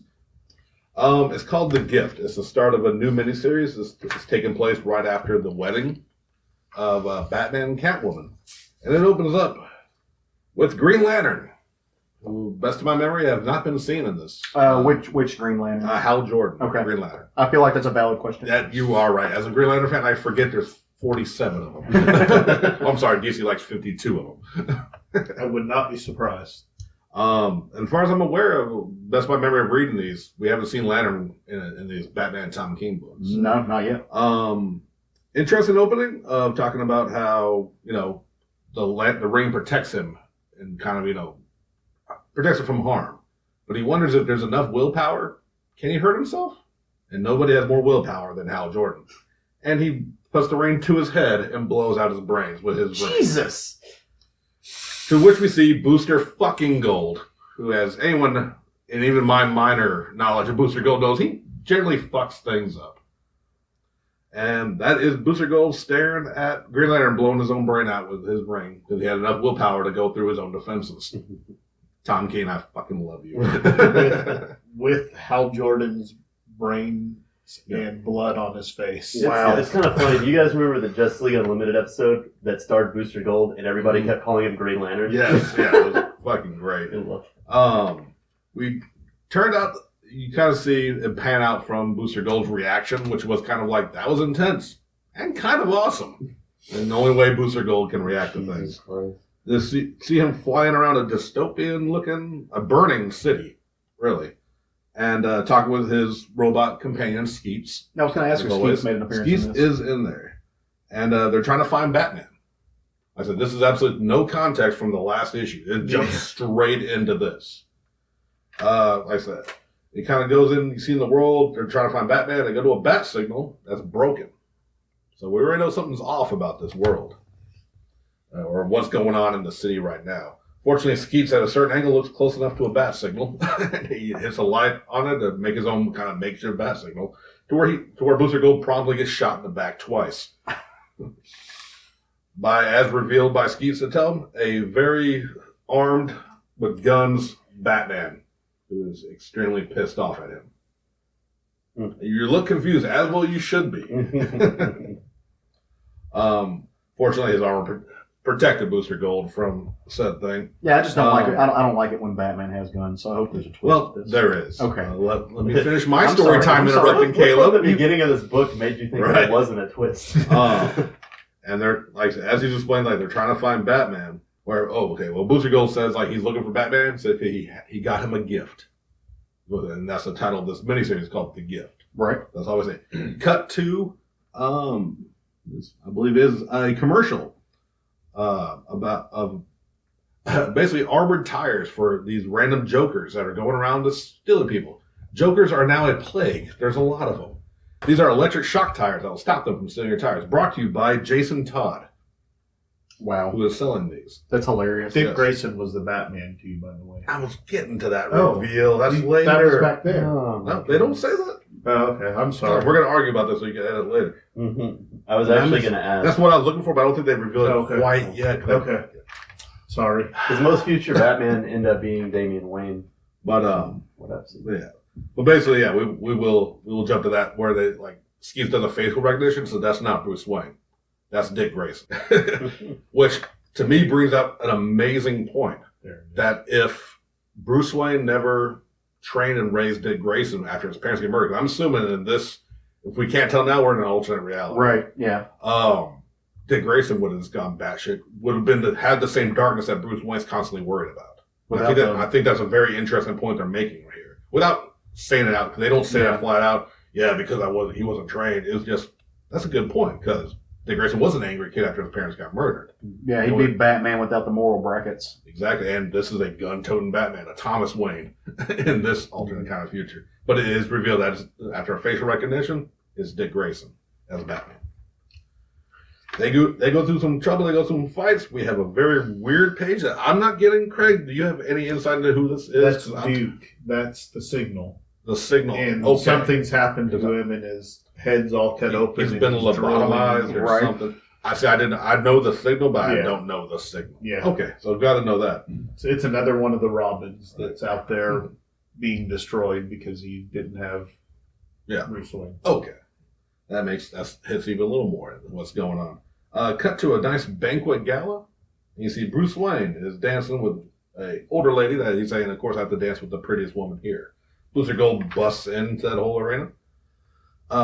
Again, said he found it actually is Bruce Wayne. And he's like, hey, I got you a present. Cut to Talia and Ra's al Ghul battling, which I did forget to mention earlier. There's like a news report talking about the world and talking about the leader, Ra's al Ghul of Europa. So he is running Europe, apparently. Long story short, Booster Gold reveals that he wanted to give Batman a present on the day of his wedding by going in time and saving his parents. He's a fucking idiot. He is a fucking idiot. Oh, wow. So now he has created his own Flashpoint universe. Jesus Christ. Where Bruce Wayne never became Batman. And we are like I said, he threw us immediately into this world with no explanation until the very end. God damn it, Booster. God damn it, Tom King. Basically. No, Tom King is brilliant. That part's brilliant. But he nailed that character. Wow. And after he tells Bruce this in private, Bruce is like, you know what? I've always felt like something was wrong, something was off. And now he knows why. And he kicks Booster Gold the fuck out of his mansion and busts Skeets with a fireplace poker. That's the right answer. And It's not. And he kicks him out. Because Skeets is the time machine. It was Bruce Wayne ends it with, I'm going back to the party. It's my parents' anniversary. I wouldn't miss it for the world. And that's where they ended. So the thing that's revealed is that Booster did it as a temporary, wanted to show him what his life would be, and then he was going to reveal it and then take him back and give him back his old life. Yeah. So Bruce Wayne says, nope, fuck you. I like my life. Yeah. Wow. So, again, Booster Gold, or again, in general, time travel, bad idea. Time travel. Terrible idea. I mean, but the theme it's- of time travel, though, there's a Booster Gold and a Skeets in the past that could just jump and, We'll that's see. the problem with time travel stories. And They honestly, fold in upon usually themselves. that kind of stuff, the alternate reality, I mean, granted, like a set-alone story like, Kingdom Come is one of my favorite stories. And usually doing alternate reality in the middle of a continuous run, I usually have problems with it. Right. But I trust Tom King. There you go, man. So I'm excited for the next issue. I kind of feel like we can't bring up time travel and not mention how Thanos ended, though. Let's talk about Thanos then, Jerry. No, I'm just saying, because the way that they ended it was really interesting. So the old Thanos brought young Thanos in here to kill him, so he could get along with his marriage with death. They get into the fight. Young Thanos is whooping his ass, and then he kind of hesitates, and old Thanos is like, do it, finish me, kill me. Young Thanos is like, I would never beg. And so he goes and he's like, rips the shard of the time gem off of his neck, and he pretty much is like, I'm going to do everything I can to not become a pathetic piece of shit like you. Charges the time gem on Silver Surfer's fucking head that shoved through Mjolnir and jumps back in his time. And then Mistress Death is just kind of like smiling, and their universe is being destroyed because it never happened. Because Thanos went back and changed something to not become that version of Thanos. Okay. Yeah. Time travel. Hey, I thought it was a brilliant way because he still technically killed that Thanos by not becoming him. But back to Batman, that was like a perfect. I didn't even catch the whole. This is what Dick Grayson would be without Batman's guidance. That's His that's parents immediately how I died. took it. Was like, Yeah, wow. it's like wow. He went really dark, really quick. Yeah, gun-toting Batman. And of course, Damian doesn't become Batman because Damian doesn't exist in that reality because Bruce Wayne never had any problems with the Al Ghul because it never became Batman. And So- Jason Todd sells electric tires that fed off like Well, and like because he didn't become Batman, exactly. Jason Todd never became Robin and didn't get killed by the Joker. But they have like the little detail I kind of like skimmed over where they kind of mentioned news reports. Like I said, I wasn't getting the full detail. There are a bunch of Jokers in this world too. It's a plague of Joker. Like people are being the Joker. Well, wow. Yeah. Which is why the city's burning while Batman's I haven't while made Bruce it that Wayne's far. partying. I haven't made it that far in my stack yet. I might have to go home and read that. Time travel stories are tricky. But, hey, all of the books we spoke about collectively are good books. And you don't have to own a time machine to go back and get them. You can go over to your local comic shop right now and probably pull these off the shelves. You can also head over to places like Midtown Comics or Discount Comic Book Service. Or Time Machine Collectibles. Or Time Machine Collectibles. There are ways to get this. So if you've liked kind of what we've told you about these stories and you want to see them in your hands, you can go get them, and you should, because I can't speak for everybody, but I don't think we would talk about them if we didn't think you should read them. Absolutely. They're very, very good books all around. And there's more coming next week. which is really cool. So why don't we get ahead of ourselves a little bit and talk about some stuff some books that are gonna hit the shelf on this brand new Comic Book Wednesday. All right, sounds good. I'll go. Hunt for Wolverine #1 comes out next week, so it's the return of young Wolverine, and I don't really know that you need to say much more about it than that. We're finally getting young Wolverine back, so I know that makes you really happy, Sean. Oh, I am excited. Well, as young as Wolverine can be, I guess. Yeah. Well, Because not old man Logan. Right. We get So Wolverine that's- back, not young man. yeah, or It's good old for man. Marvel. It's going to be good for a lot of Wolverine fans. I may not be one of them, but there's a ton out there. So good Well, for they've had their arguably #1 property has been off the radar for 5 years now. It has So, they've had a lot of. They've had X-23 and they've had Old Man Logan. but you haven't had main universe Logan Yeah. in for 5 years now, 4 years. That's a long time to keep one of your top properties either as an alternate version of himself or somebody else as them. I mean, I personally haven't missed him, but I know a lot of people have. So I'm a huge Wolverine yeah, fan. so they say I it's- know. yeah. I didn't mean that Yeah. derogatorily. I know a lot of people. No, same. I agree with your assessment that he's way overused, but I love the main Wolverine title when it's Wolverine as Wolverine. So for sure. All right, well, I'm going to follow Craig on that one. I'm going to jump us over to Image, and not just to one book, but to a collection of books that are coming out. The Image first books. Did I just steal yours? No, you didn't steal it. I was going to mention it though. Oh, okay. But no, it's awesome. Yeah, so these are Image is kind of following in the vein of Marvel. Marvel has been doing these $1 books that are key issues that come out every once in a while. You pick them up for $1. You get to see the art. You get to read a good story. Image is doing that again with a lot of theirs. So you get books like Afar from Leila DeLuca. You get to get books like Curse Words by Charles Soule, who I actually think is writing the Return of Wolverine. You get books like Moonstruck, Moonshine, Fear Agent, Redneck, Street Angel, and probably several others that are coming out. Age of Bronze is one of them. These are all fairly well-known and well-loved Image series, and you can pick up the first issue of all those for $1, which is not bad. So if you haven't pre-ordered them, it's probably okay. They're cheap, so I'm sure like local comic shops will have them kind of on hand. But it's a great way to see, hey, I've heard a lot about these stories, and they're much anthologized, and they're sold in hardcover collected editions. Would I like it? Is it going to be worth my money? Well, it's $1. You spend a lot on, you spend $1 on a lot of other things. I know for a fact 4 or 5 of those are worth your money. Absolutely. So yeah, that's mine is the Marvel Image firsts. Marvel Image Or first. the Image first. So everything should be prefaced by Marvel. So my book, to nobody's surprise, is the Thanos annual that comes out next week. Yeah. It's just going to be a collection of stories being told by the cosmic ghost writer of how Thanos, that universe's Thanos came to power and all of his conquests and stuff like that. The other book that I didn't even know was coming out until just a few hours ago, Moon Knight 194, where we're going to get a new origin of Mark Spector that's supposed to shape his, which I don't know. I feel like Jeff Lemire covered that really well. Was Jeff Lemire in that last run that they did with all the different personalities and stuff? But maybe they're going to tell us something new that we didn't hit on. So kind of interested in seeing what that's going to be. Yeah, for sure. Well, next week, Saga number 51 comes out.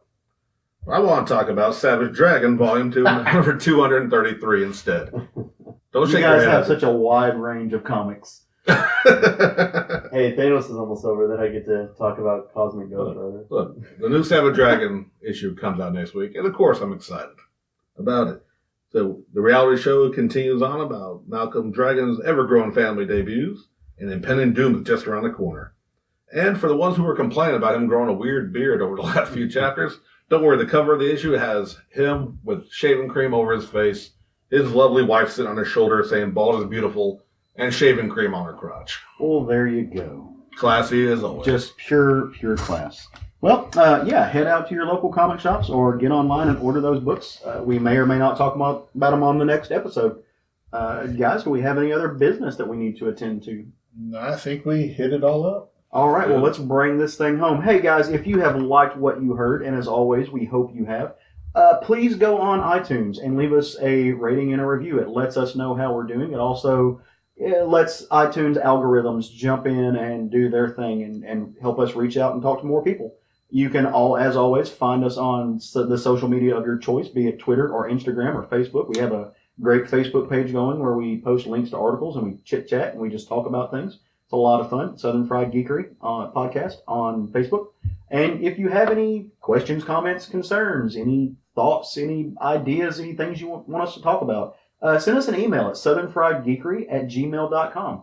We'll look at it. We'll gladly take your recommendations. And don't forget, next episode, all new, all different, Southern Fried Geekery #1. That's our next episode, our next chapter. Don't listen to Jerry. That's the other thing. Probably the best advice we can give you on the show is not to listen to Jerry most of the time. Unless you're taking my advice on movies, comics, anime. And that. Definitely listen to him on that. So, all right, guys. Well, if we have no further business, let's go forth and love some comics.